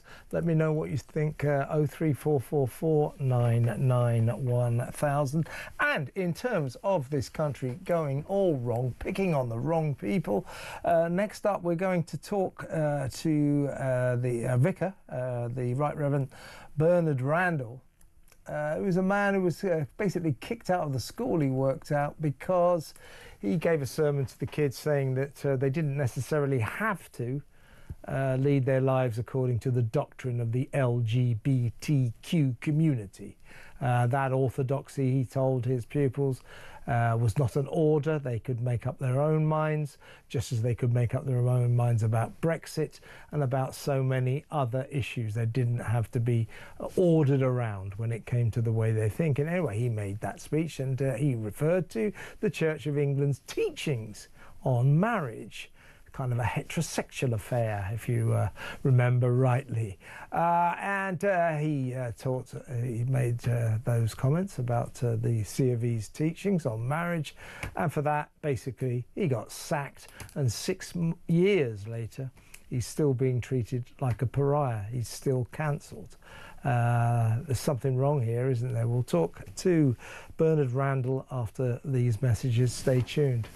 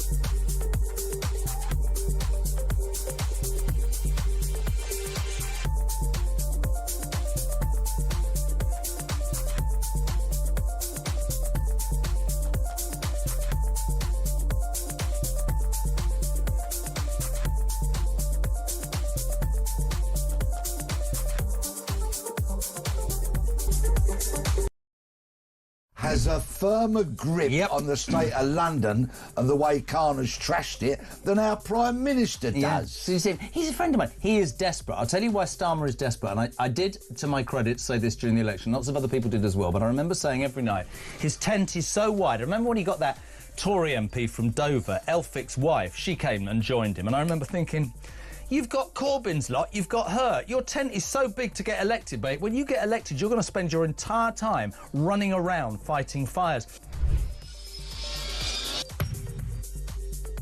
Yeah, it gave me a real sense of pride as well, that we have a team there that have worked so hard throughout this whole tournament, never given up, come back from being behind in quite a few games, and then twice to win on penalties. Real tension, real drama, but real pride in what they've achieved as a team, and pride in who they're representing, our country, England. Absolutely fantastic. Things are a bit grim at the moment with the economy, with the migrant hotels, all these issues that are wearing us down. It's really nice to have a moment of warmth and happiness and glory. Across the UK, on DAB+, on your smart speaker, on your smart TV, and on your side. This is Talk. Welcome back. After the 9 o'clock news, Kinsey Schofield, all the way from the west coast of America, will be talking about the latest events on planet Meghan. Never a dull moment there. And what's going on with Harry, if anything at all. Probably nothing, doesn't do very much, does he? We'll talk about that after the 9 o'clock news. But first up, let's talk about a story that I find rather disturbing. It's another story, I think, that adds to this growing sense that this country just gets everything so badly wrong. Well, let's talk it through, shall we? A warm welcome to the show to the Reverend Bernard Randall. Hello, Bernard. Good evening. Thanks for having me on. Thank you for joining us. Well, some time ago, for around about 2020, 6 years ago or so, you basically lost your job at the Trent College School in Derbyshire. And the reason you lost your job was because you had the temerity to stand up and preach a sermon to the pupils that they didn't have to accept LGBT ideology. the orthodoxy at which we, of course, are all now required to worship at the altar of. You reminded your pupils of C of E teachings on marriage, which, as I said in my intro, is traditionally a kind of heterosexual affair, and so on and so forth. But you have been demonised, and you remain a pariah. What is it now, 5 years later? Over 5 years since I've been able to lead a service in a church. Yeah, absolutely, which is pretty difficult for when you're ordained. And if you were to lead a service in a church, that could potentially be a criminal offence now. Well, it'd be offence against church law, so it could see me face legal penalties, potentially up to being forbidden ever to work as a minister again under any circumstances, basically defrocked effectively. And you told your pupils, how old are they, by the way, Bernard? Well, it's secondary school, so they're ranging from sort of 11, 12 up to 18. So well able, I would say, to think about these things for themselves. Given they have, relationships and sex education in school at that age, they should be able to think about a different point of view, the sort of Christian teaching on relationships and sex education. Well, prior to your defenestration, as it were, you were not exactly thrilled by the presence at Trent College of, it's an independent school, by the way, of an organisation called Educate and Celebrate. It's now defunct, but it was invited into the school to teach staff to, and I quote, embed gender identity and sexual orientation into the fabric of what they do, of what teachers do. For questioning this dubious orthodoxy, you remain cancelled.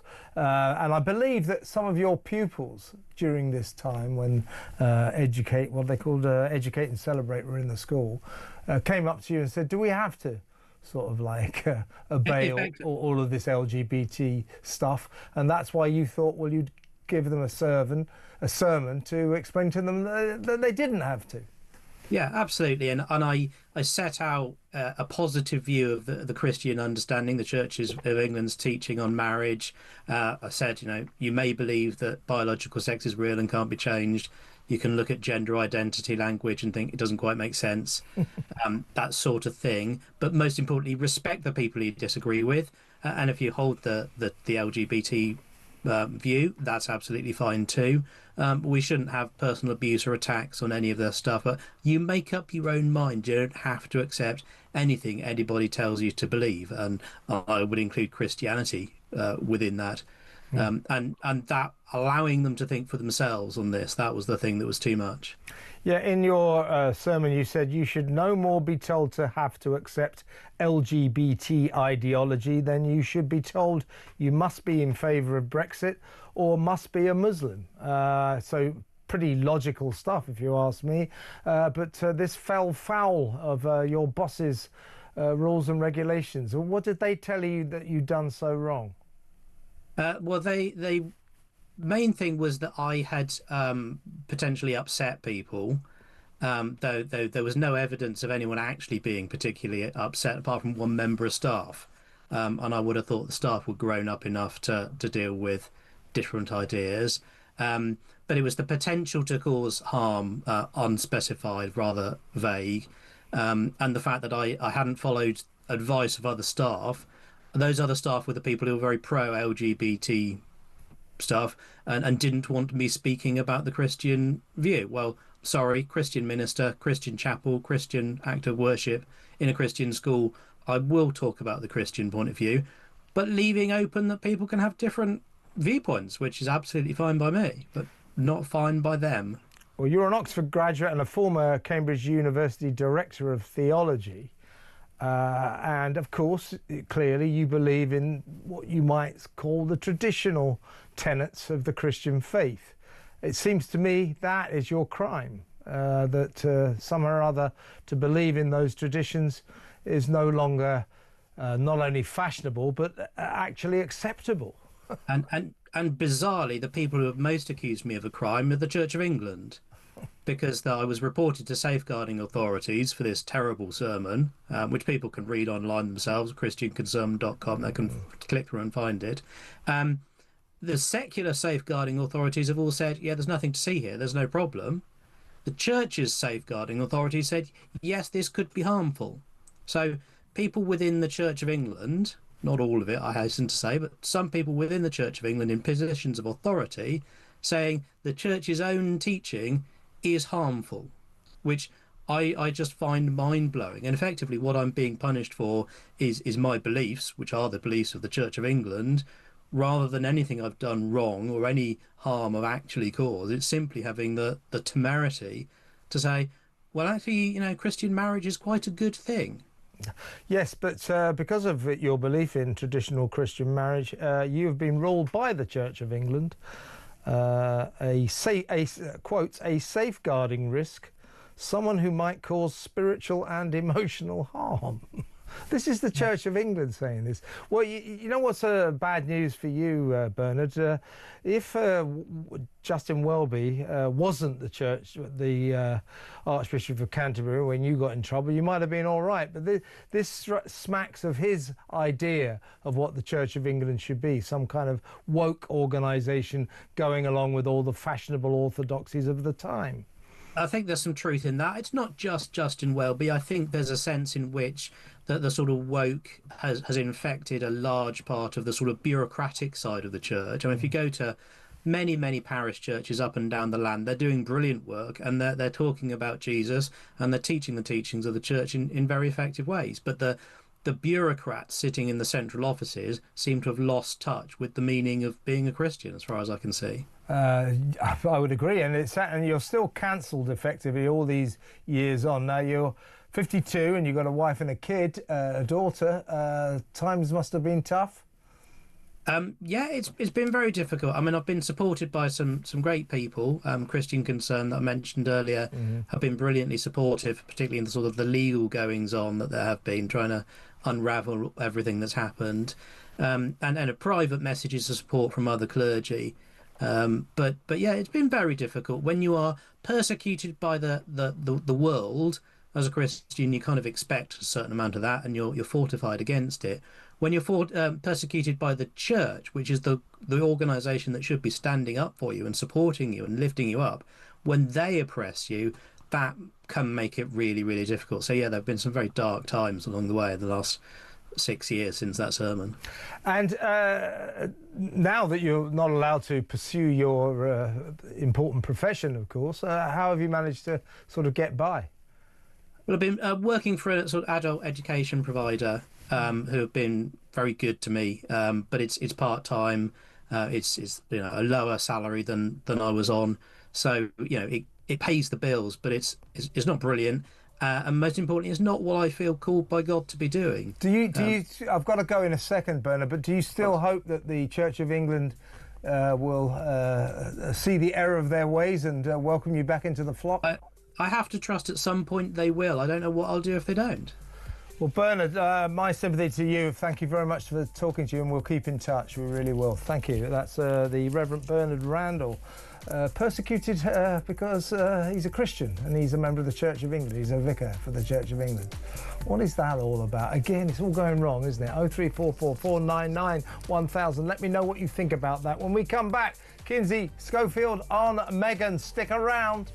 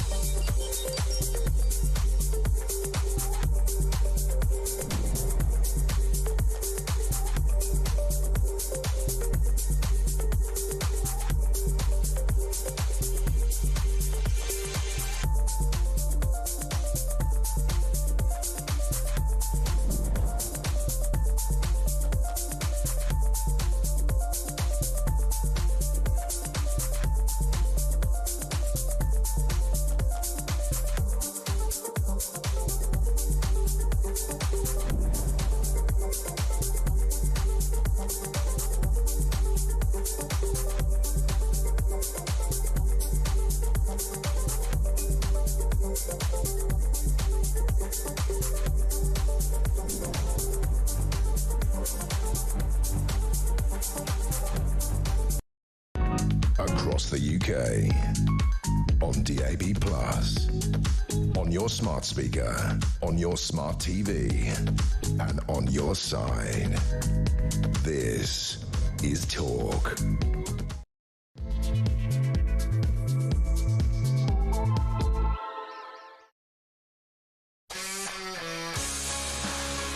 Welcome back. There's trouble at Mill, folks. We can't get a connection to Kinsey Schofield. I think I'm just seeing we're beginning to achieve that. But while we form a link with the great Kinsey Schofield, should we take a call? Do we have a call ready, perhaps?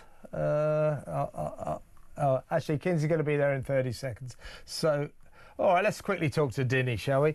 Dinny, new caller from Northumberland. Hello, Dinny. Welcome to the show. Hello, good evening. Thank you very much for your program. I listen to you all the time. Thank you very much, Dinny. Tell all your friends. But what would you like to say? You want to talk about migrant hotels? Yes, I have. I was listening to you earlier on, and you had a wonderful coverage of what's going on, and the penny dropped. Yeah. That I think, because there is no way the government, Keir Starmer and his cronies, do not know what we know, what you are broadcasting. Therefore, they know. And I think if there is any doubt, follow the money. And I heard other people saying that on your program many times. It's always the case, Denny. Always follow the money, yep. Or if it doesn't make sense, follow the money. Exactly right. And I think this is deliberate. I know other people said that they bring these immigrants in with the hope that they would vote, get a vote. But I think it's now that we found out that they're all secretly finding jobs, it's not a secret, it's planned, and I think they're coming in to somehow fill a workforce. I haven't worked out the reason. Well, yeah, I mean, there's something going on, and one of the elements of what's going on at that Copthorne hotel is loads of the male, and mostly they are males, young men, the residents at that hotel. They're just all working. They're working at construction sites. They're delivering food. One is a tattoo artist. So yes, that you're not allowed to work rule is broken on a serial basis. A lot of people feel that the government wants to give all these people votes so that they vote for them at the next election. Frankly, I'll believe that when I see it, but something is going on, Denny. You're exactly right. Listen, I've got to move on, but thank you very much for an excellent call. Your first call, don't make it your last. Call me again. Good to talk, Denny. I do believe that Ms. Schofield, Kinsey Schofield, the host of Kinsey Schofield Unfiltered, is ready for us now. Are you ready to receive us, Ms. Schofield? She's all we need is to be able to hear her, and then we'll be there. Testing. There 1, we 2, go. 3. There we go. Are you ready, Miss Schofield? I'm ready. And watching this migrant hotel crisis thing from the States is so terrifying. One of my friends posted on social media a man in the UK who is in one of those nice, fancy hotels, and he said, "We're here to take over." He said, "We're here to take over." I mean, as a country, that has to be incredibly frightening and unsettling. It is unsettling, and people have had enough. There's a really febrile atmosphere over here, and it's not very nice. It's because people are drawing the line. They're at the end of their tether about this. It's consuming the country, and it's not nice. So let's have a little bit of a distraction, shall we? Let's talk about Harry and Meghan, our favourite topic. Now, you alerted me, Kinsey, over the weekend to what I consider to be a very dubious report in one of the Sunday papers, saying that Netflix, far from the reports we've been seeing that they've had it with Harry and Meghan, they're cancelling the contract.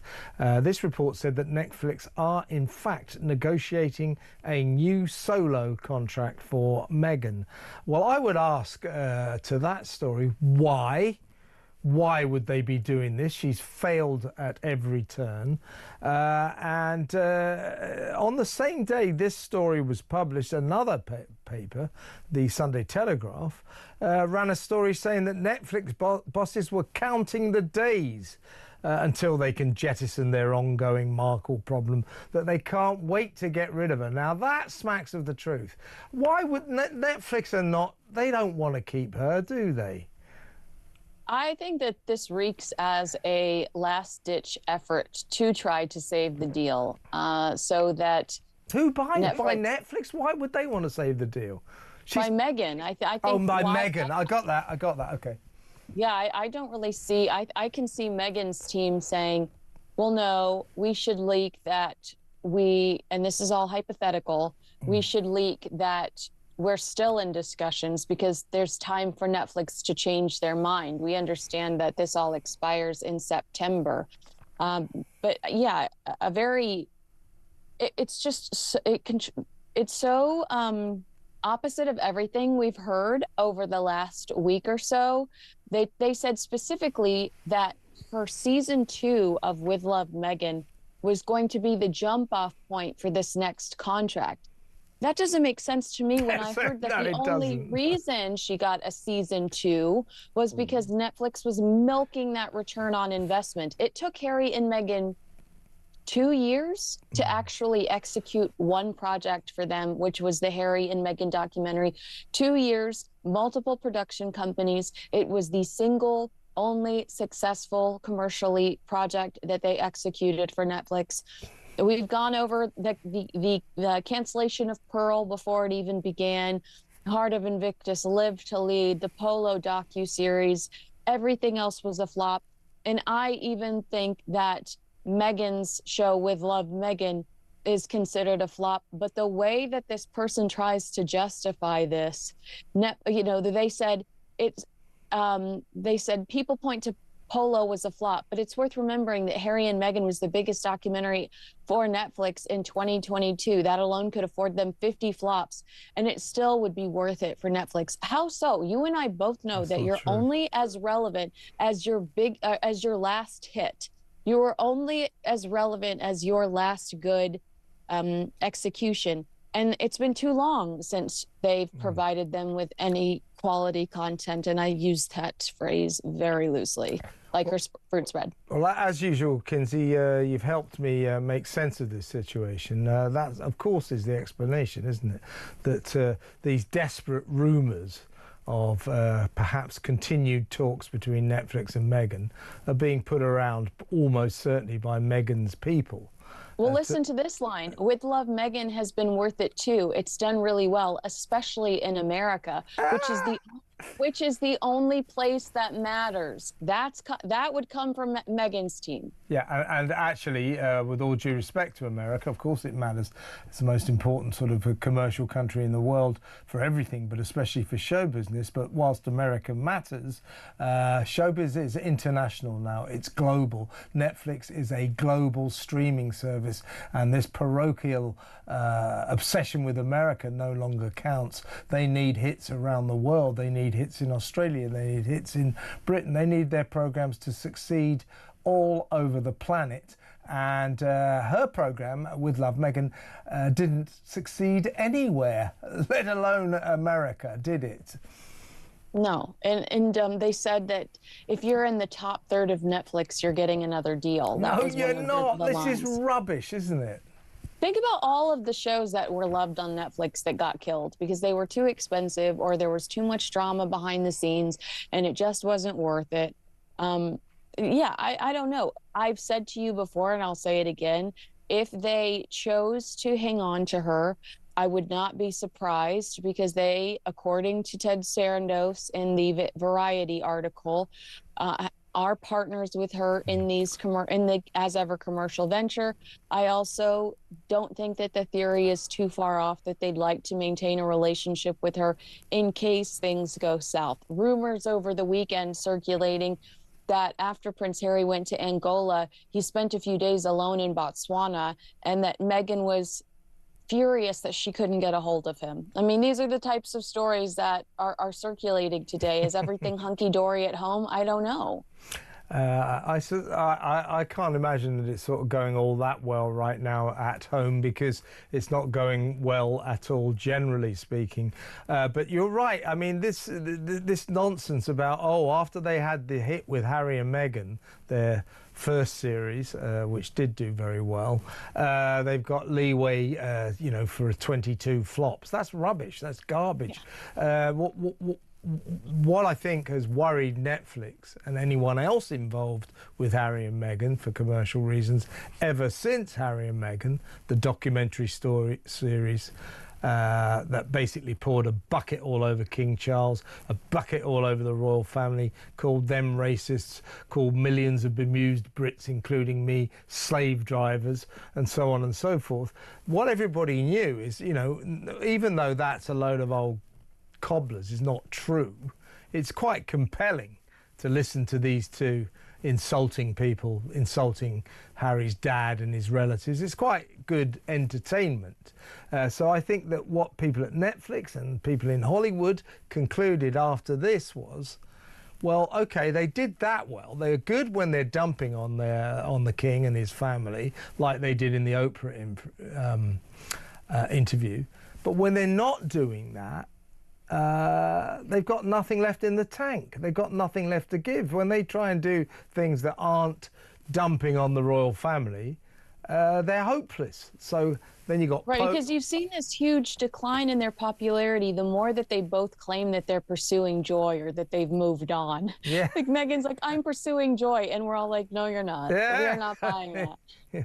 Exactly right. Well, I mean... I think that she's currently experiencing the opposite of joy. I think we discussed this the other day, but the rosé wine, Chateau Meg, $30 a bottle, minimum purchase 3 bottles, $20 shipping, $120 for some average rosé. Apparently, it's not selling. So that's not saying... Chateau Hangover is what I like to Chateau Hangover, because it's very strong. 14.5%. Next stop, Scotch whiskey. Next stop, you're going to need an Uber, all right? Yeah, don't drive home after drinking Chateau Meg, folks. Seriously. So that's not selling, we understand, and nor is anything else. So I just don't think anything's going very well for Ms. Markle right now. The only way that, and I should say, the only way that makes sense to me is if they're being dishonest on what the website says, because Meghan and her team told us that they sold out. So is she only putting limited quantities available on her website? It was available for almost an hour after it was, after it launched. So yeah, I mean, I think we need to consider that stuff. And when you listen to the original report that Netflix was unhappy with Meghan being obsessed with her own personal brand, those are the type of decisions that Netflix would really not appreciate. Somebody, for their own ego, only listing a limited quantity on their website so that they could claim that they sold out of something that they had too many bottles of. Yeah, I think that's what it is. It's I mean, it happens with all her products. I mean, as I said to you before, Kinsey, for me, it seems like a very strange business model to have an online store on which nothing is ever available. And it's if you think about it, it's the only positive press she gets lately. Everybody bought my jam. Everybody bought my rosé. Yeah. Otherwise, she's getting zero positive press. Yeah, it's not looking good, is it? Meanwhile, let's talk about Harry for a bit. Another story. I don't know if there's that much to say. Yeah, well, as always, it's a bit of an empty book. He doesn't get up to too much these days. Well, he never did really. But in one of the papers this weekend, it said that Harry had had presented a major. This is what it was described as, a major peace offering to the king. What he's done is he's offered to share. This is Harry. He's offered to share his always empty diary with King Charles's office, so that in future they can avoid headline clashes. when wasn't he? Didn't he go landmine walking on the same day it was Camilla's birthday or something like that? So one of the 1,000 examples that you and I point out regularly. Oh my gosh, the Princess of Wales, who has had cancer, is going to be at Trooping the Colour. Insert Meghan's dog biscuits. I mean, it's a typical Tuesday. If there is a great, wonderful, exciting royal story, then Harry and Meghan. And what I love about this article is that it says that Harry and Meghan typically do love that is something that they get a kick out of, and that this is some sort of big sacrifice for Harry to allow them to have his diary, access to his diary. And it's understood that while he will not, like, the palace can't change it in any way, they're not going to be able to say, okay, we're doing something on Tuesday, so you can't do that thing you've already told us you're doing on Tuesday.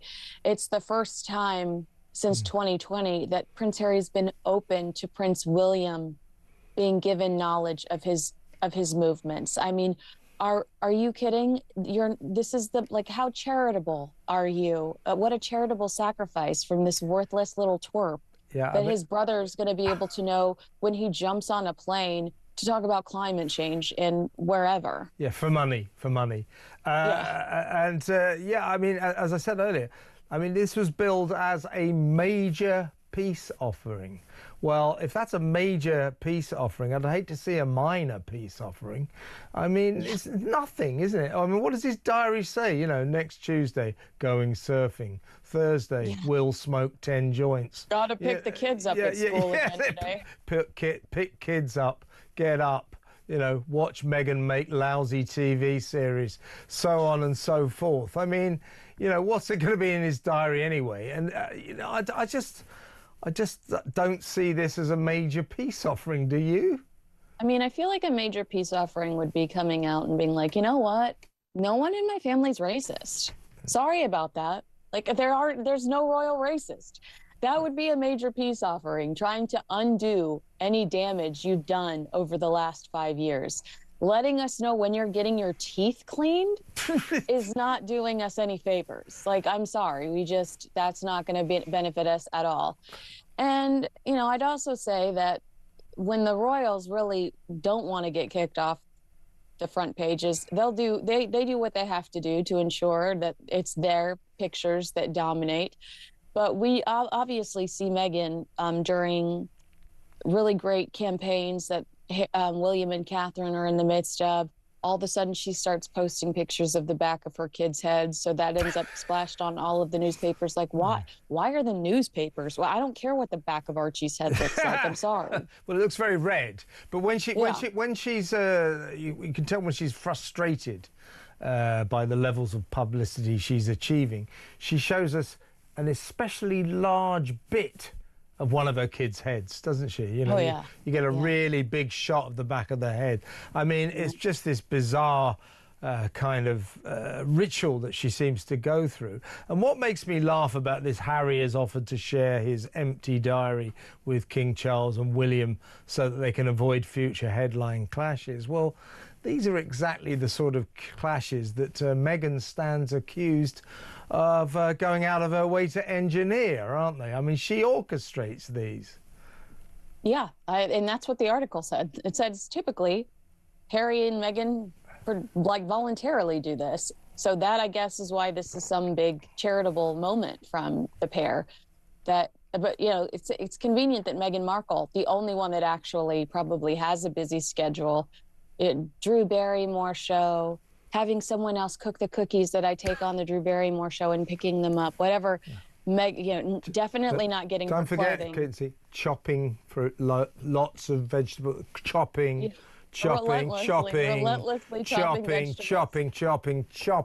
We know she's not getting her clothing tailored or ironed, so we needed to remove that from the to-do list. But it's Meghan's schedule that really affects the royal family, less so Harry. And yeah, I agree with you. This is a stretch. This is quite the stretch to say Prince Harry is some sort of martyr because he's going to let us know when he's got to take his car in for an oil change.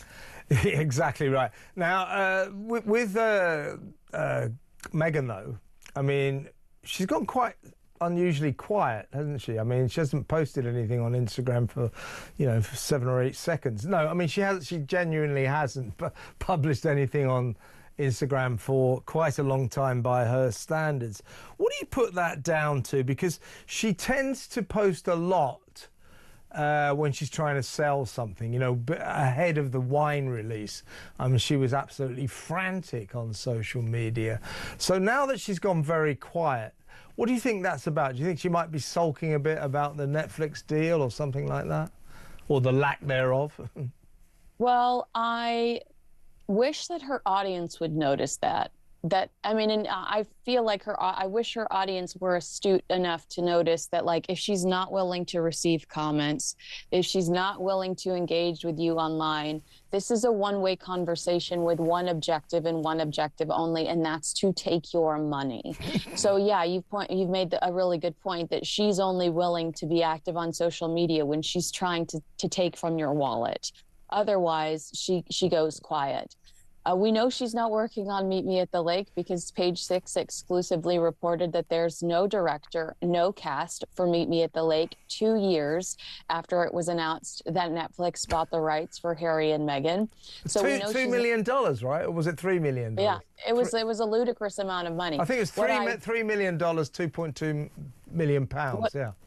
What I can tell you, and take this with a grain of salt, similar to the Meghan Markle busy negotiating her new Netflix contract story, is that Meghan's friends say that she's continuing to focus on expanding as ever, and that she has a new champagne range coming out and holiday products, which, just for the love of God, is it going to be Christmas tree sprinkles instead of flour? Is it going to be like, why? I do not associate Meghan Markle with the birth of Jesus Christ, and I refuse to. Go ahead. No, I was just going to carry on. I mean, so she's going to release champagne. Yeah. Well, yes. It'll have to be sparkling wine, because champagne actually does have to come from the Champagne region in France. So unless she's going to do a deal with Moet Chandon or something, no, I don't think it'll be Meghan Sparkle Markle, won't it? Oh, God, please don't do that. I don't think she can do that, because I think her nephew has a weed company that's already called Markle Sparkle. I think that conflicts too much with her nephew that has the marijuana named Markle Sparkle. Yeah. But yeah, so they say that she is continuing to evolve with new products that align with her vision for quality and lifestyle goods. But I mean, she's got to be busy issuing the refunds to people who she had to apologize to because she didn't have the product she sold to them originally. That's happened multiple times throughout multiple launches. And yeah, I mean, I don't know. We know she's not working on a podcast. She said she's taking a back seat there and going to allow that to rest.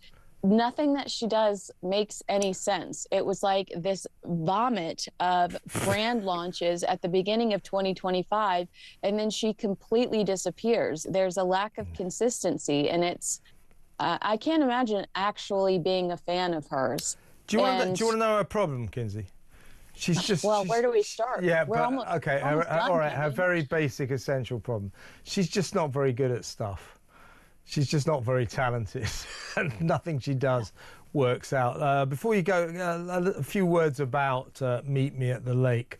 This is the rights to the best-selling book of the same name, which the gruesome twosome Harry and Meghan brought about, what was it, 2 years ago, 3 years ago? 2 years ago, yeah. 2 years ago, for $3 million. So they're going to make this best-selling book into a movie, and as people are pointing out, 2 years on, it's not in development. They haven't hired a director. They haven't got a producer, and so on and so forth. So they spent $2 million on the rights to a book for a film that clearly just isn't going to be made. It's extraordinary. It's an extraordinary way to go on, isn't it? You know, two years ago, I would have said, let's give them some patience. But the writer's strike has come and gone. Everybody's back to work. In fact, everybody's eager for work.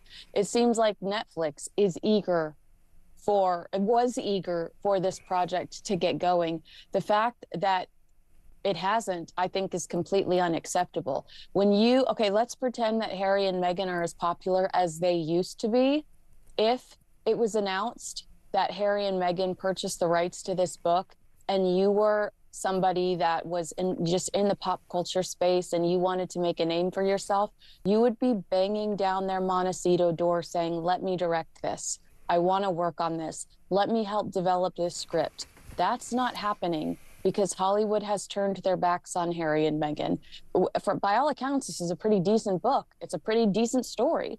And you would assume that people would want the association with Harry and Meghan, but they have developed a reputation for being difficult to collaborate with, for treating their employees poorly, and for not knowing their butt from a hole in the ground.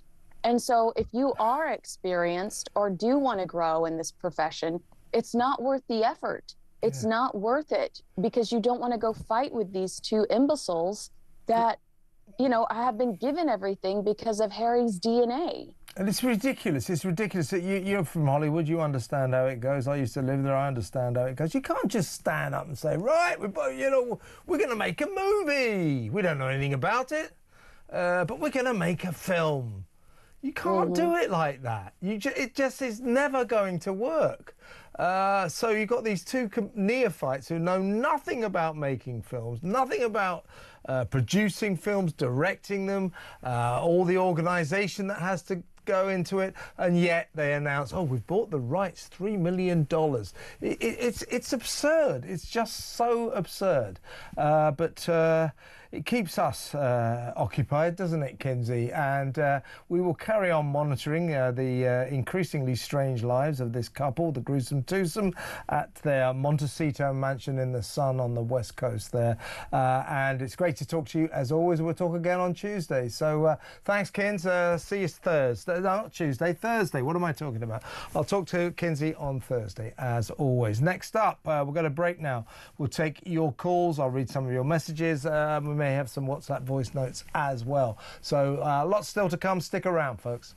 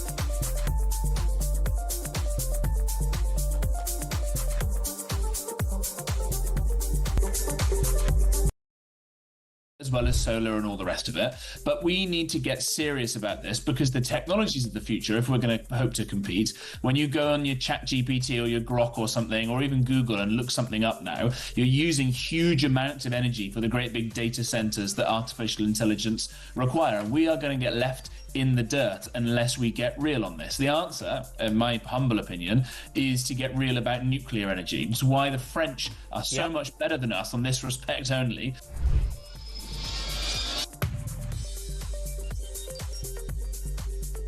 Has a firmer grip on the state of London and the way Khan has trashed it than our Prime Minister does. So you see, he's a friend of mine. He is desperate. I'll tell you why Starmer is desperate. And I did, to my credit, say this during the election. Lots of other people did as well. But I remember saying every night, his tent is so wide. I remember when he got that Tory MP from Dover, Elphic's wife. She came and joined him. And I remember thinking, you've got Corbyn's lot, you've got her. Your tent is so big to get elected, mate. When you get elected, you're going to spend your entire time across the UK, on DAB+, on your smart speaker, on your smart TV, and on your side. This is Talk. Breaking exciting news. You know, I told you earlier in the show that Keir Starmer had ordered his cabinet colleagues to break off from their vacations, their various caravan sites they're going to have to leave, and he's going to recall them to a meeting to discuss the country falling apart at the seams. Oh no, he's not actually. He's calling them back to talk about Gaza. Nothing about this country, just Gaza. Anyway, the exciting development is that that meeting will unfold tomorrow afternoon. I don't know about you, but I'm on the edge of my seat. It'll make such a big difference what those dorks decide tomorrow in the Cabinet Office. What on earth is going on? Why don't they have a meeting about what's going wrong in this country? What, you know, just a thought. There's quite a lot going wrong. We're on the edge here. We're on the brink. Communities all over the country protesting about the asylum seeker hotels in their midst, about the rising number of crimes being committed by our foreign visitors, the people who broke into our country illegally in small boats, a rising number of sex offences involved as well. And that lot of idiots are meeting tomorrow to discuss Gaza, as if anything Britain can do will make a blind bit of damn difference.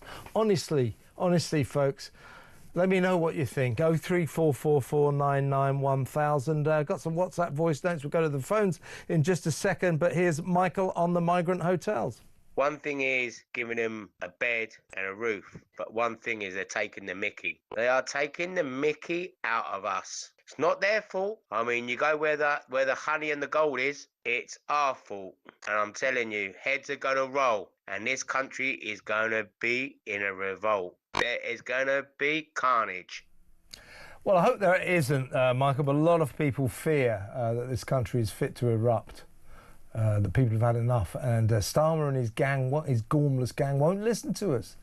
When we say we're worried about the migrant crisis, he just turns around and walks off, thinking we're far-right racists. It's not good enough. We can't go on like this. We can't go on with a government that won't confront the issues that are concerning the people of this country. They won't talk about it. Donald Trump turns up and says everything we're worried about, everything we're concerned about in 3 days flat, 4 days flat. It arrives on Friday. I think he's leaving tomorrow.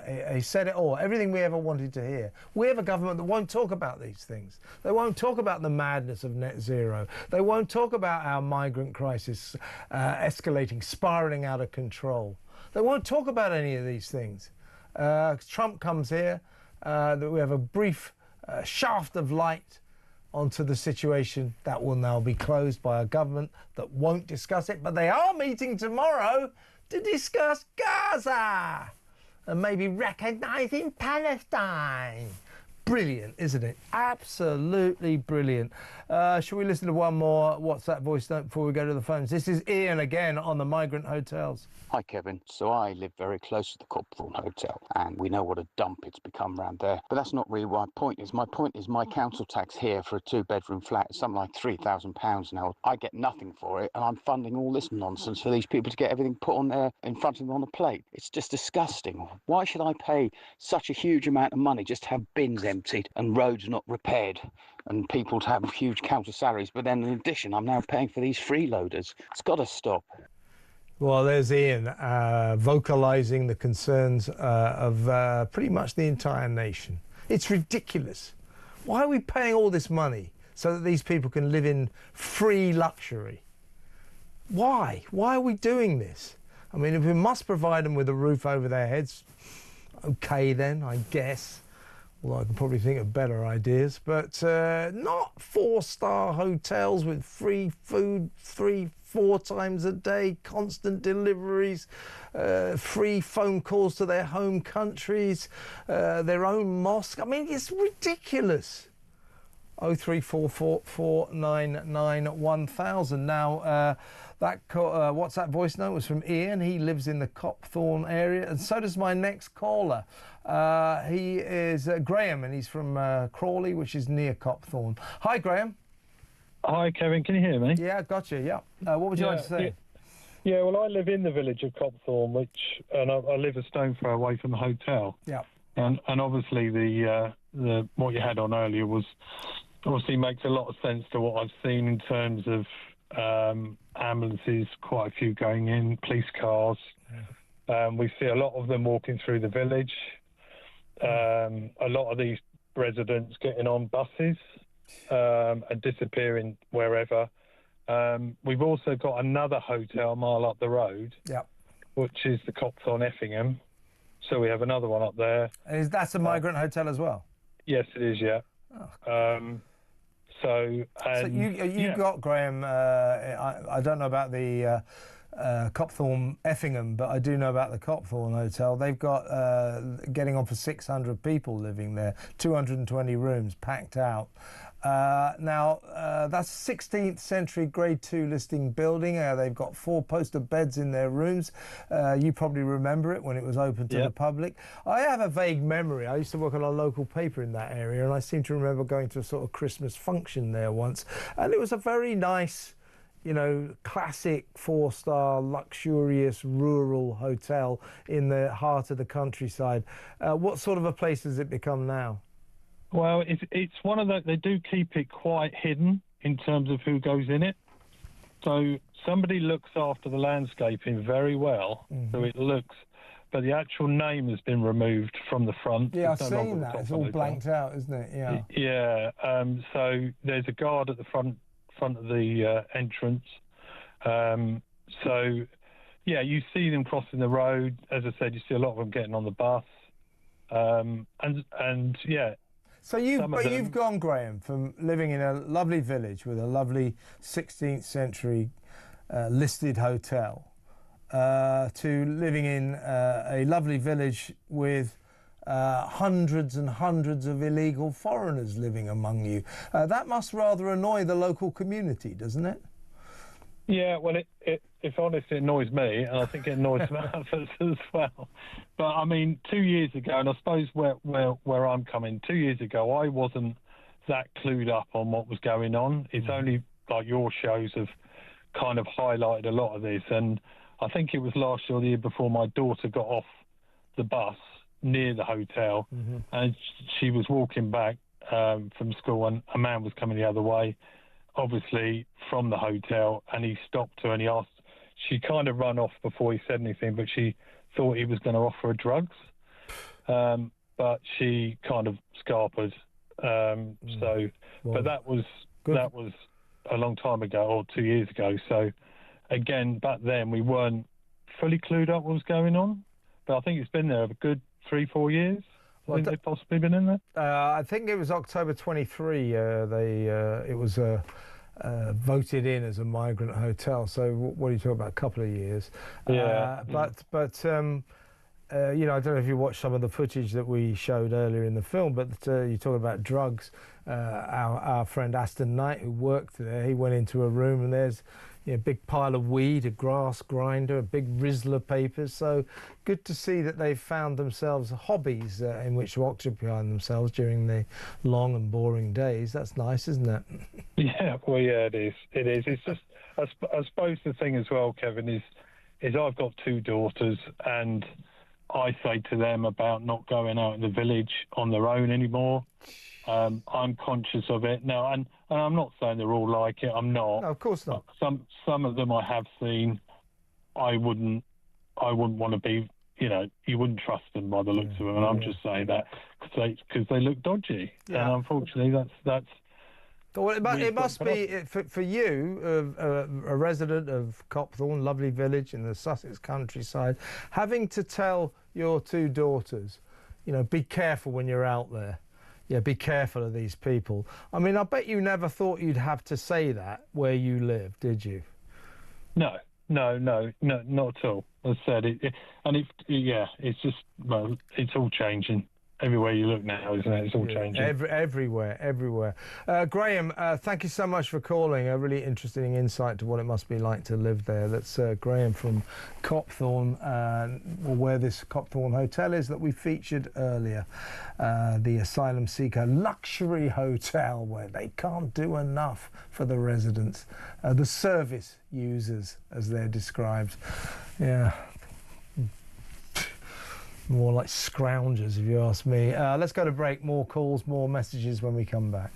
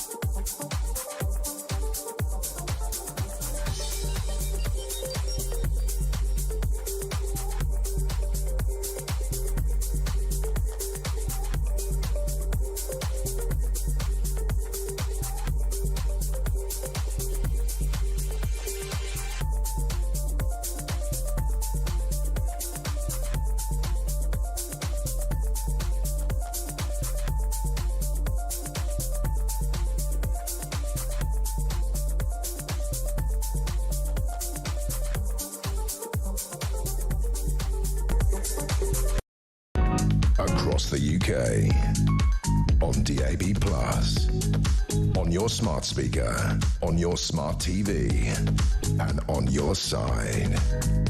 This is Talk. Welcome back. 15 minutes until Petri Hoskin takes over the helm of the Good Ship Talk. She'll be in shortly before 10 o'clock to tell you what she's got lined up for your entertainment all the way through till 1 a.m. into the small hours. So we look forward to that. In the meantime, let's have a listen to another WhatsApp voice note, shall we? This is Kev, great name, on the Migrant hotels. I have to say I'm quite scared, and I mean that, and I'm a mid-40s truck driver. I'm actually scared. Why would you do that? Why would you shower illegal immigrants that we know nothing about with all that luxury and treat the people working there with such little respect at all? It's like they're building them up to set them up to do something. I'm actually scared there's a bigger picture here. I really don't know why you would do that. If you put this in a TV soap, I would turn it off and just say it's rubbish. I've never known anything like this in my entire life. Yeah, you wouldn't believe it, except you have to believe it because it's depressingly true. A couple of texts I got here. This is Bob. Made a good point, just a very quick point. He says, the US shut migration down. Why can't we? It's a very good question, Bob. He goes on to say in another text, even in the US that never gave migrants massive benefits we give them, they still came. Now America is shutting that down, but we carry on giving them everything. Are we insane? Yes, Bob, we are insane. That's exactly what we are. Let's go back to the phones. Let's talk to Martin in Brighton. Hello, Martin. Hello, Kev. Nice to speak to you again. You're disgusted by the migrant hotels. I think a lot of people are. Did you my realise we were God. giving them quite so much? I didn't.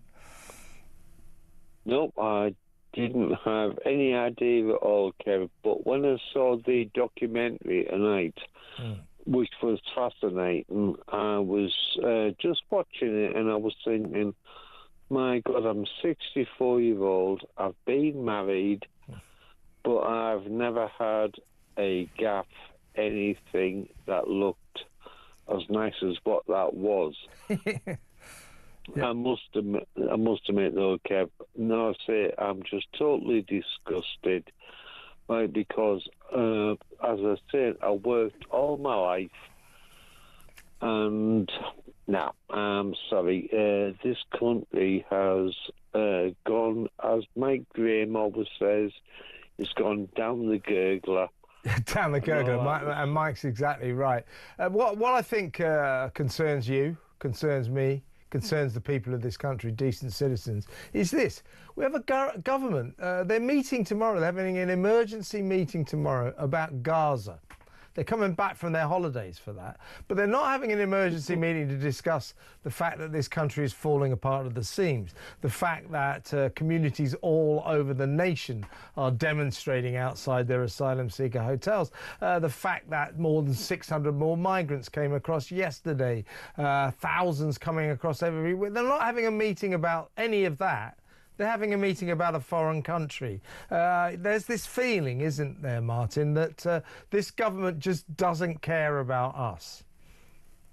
Yeah, that is very true, Kev. I honestly think, this country is totally finished. I did say to the lady when I first rang in, I wish I'd been born maybe 40 years earlier or 40 years later than what I was, so I would not... you don't want to be 40 years later. 40 years earlier, I think, would be better. Sorry, yeah. God knows, Martin, where we'll be in 40 years' time. It doesn't bear thinking about. What worries me is where we'll be in 4 years' time, which is 4 more years of Starmer's god-awful government. It doesn't bear thinking about, it really doesn't. Martin, great call. Thank you for ringing. Call me again. Martin in Brighton. Before we go to break, let's quickly play another WhatsApp voice note. I think it might be our last one. This is Phil on Lincolnshire, it's North East Lincolnshire Council. You remember we had Oliver Freeston on. He's the Reform UK, the lone Reform UK councillor there, and he proposed prioritising housing homeless military veterans over asylum seekers who break into this country. This is what Phil had to say about this. Hi, Kevin. These councillors in Lincolnshire, call them what they are, the cowards. All they're bothered about is getting the next council lunch. They're not bothered about the people. They're just looking after themselves. Well, I think Phil, not mincing his words there, but I certainly think they're scared. I don't believe, this is a Tory council. Not a single seconder could Oliver find. No one to support him. And I don't believe that an entire council with a Tory majority, mostly Conservatives, didn't sympathise with what he said. But I think Phil is right. I might not go so far as to call them cowards, but people are scared to say what they think. They're scared to say what Oliver said in case they're accused of racism or Islamophobia. And we've got to stop this. This is the nonsensical guilt-tripping of ourselves that's ruining this country, that you can't speak honestly about the migrant crisis without some idiot Guardian reader or Keir Starmer turning around and calling you a far-right racist. Got to stop suppressing honest debate about the biggest issue affecting this country right now, and that is the migrant crisis.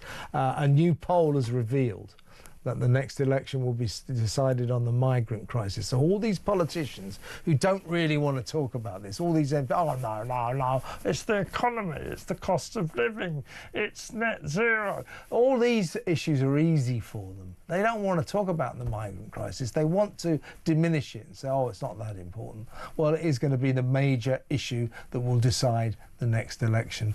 The politician that can solve the migrant crisis is the politician that will win the next election.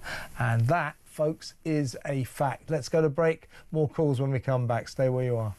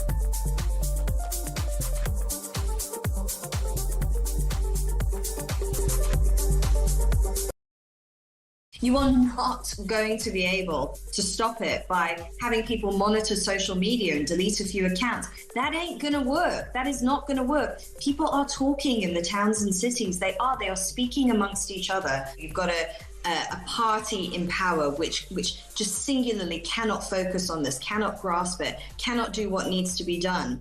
And yet we're at a time where things desperately need to be done, and that is such a toxic mix. They can just try and suppress people, which is what they're trying to do, but it's not going to work. As well as solar and all the rest of it. But we need to get serious about this because the technologies of the future, if we're going to hope to compete, when you go on your ChatGPT or your Grok or something, or even Google and look something up now, you're using huge amounts of energy for the great big data centers that artificial intelligence require. And we are going to get left in the dirt unless we get real on this. The answer, in my humble opinion, is to get real about nuclear energy. It's why the French are so much better than us on this respect only. Across the UK, on DAB+, on your smart speaker, on your smart TV, and on your side. This is Talk. Welcome back. Just a few minutes till Petri Hoskins enters the studio. Let's talk to Herbie in Harrow. Hi, Herbie. Good evening, Kevin. How you doing? What a lovely report you had this evening on that migrant hotel. Well, it was a report anyway. It was journalistically, it was a hell of a story, but it's one of those stories that you almost wish wasn't true. I never really knew exactly what was going on behind the doors of these hotels. Now we know, and I can't believe how much we're giving these people. It's costing us a fortune.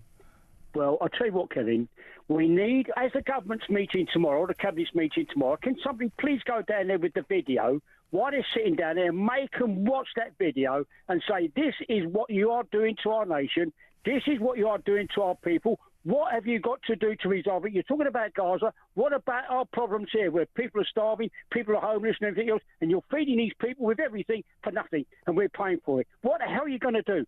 Come and sort it out. This is the truth. This is it. Look at it, and then go and say to the people out there, the electorate, this is what we're doing to you. It's just unbelievable, isn't it? And the fact that this is an emergency meeting of the cabinet tomorrow. They're being brought back from their various vacations at caravan sites all over the country. No, I mean, they're flying back from abroad and things for this. And what are they going to talk about? Gaza. And more expense for us. What about us? What about us? What about us? We're not important, Kevin. We're not important. You've got to realise, you can see that we are not important enough. All we got to do is keep on giving the government money to pay for these people so they can be living a life of luxury while we starve and die to death with cold and everything else. And well, we don't even look after our people, veterans, you know, they fought for us. I don't believe it. Herbie, there's a sense that the anger you're vocalising there is being matched by people all over the country, and something's got to give. They cannot carry on like this. The fact they're having a meeting tomorrow about Gaza and not what's going on in this country, absolutely out. It's disgusting, actually. It's disgusting. Herbie, I've got to move on because the show's nearly over, but always good to talk to you. Thanks again for a great call. I want to quickly read this. This is Terence, and this may sum up the mood as well. As I sit here eating my dinner, watching your show and your expose, I'm disturbed by the fact that I'm not shocked by what I'm seeing. The touch paper has been lit. That's Terence in Lancashire. I think he's got a point. I really do think he's got a point. I mean, I was shocked by what I saw in that film, but I think people are so long suffering now about the ludicrous way this government reacts to these people who keep breaking into our country. I think people are just like, they're kind of hardened to it. It's almost as if nothing shocks them anymore. But I was pretty shocked by what we saw. Anyway, Petri Hoskin is in the studio. Hello. Hello. How are you? How was your weekend? Very nice, thank you. Yours? Yeah, a bit dramatic, but otherwise okay. A bit dramatic. Well, we haven't got time to talk about that now. No, we certainly haven't. Off-air, maybe. Yeah. Right, coming up on my show, I'm going to be talking about, I don't know if you remember Keir Starmer saying that the government says the housing sector has enough housing available for everybody. Who can forget? It was only last week, exactly. Wasn't it? Plenty of housing. Plenty of housing. Well, since then, we've been doing a bit of looking into this and checking out the numbers and looking into the costs and everything. I don't know why. It apparently is going to cost 130 grand per unit to build. That's just nonsense. Building is much, much cheaper than that. Anyway, so we're going to be looking into this at 10 o'clock, and then... But he doesn't need to build anything. He said there's plenty of existing housing. Exactly. Not the 1.8 million people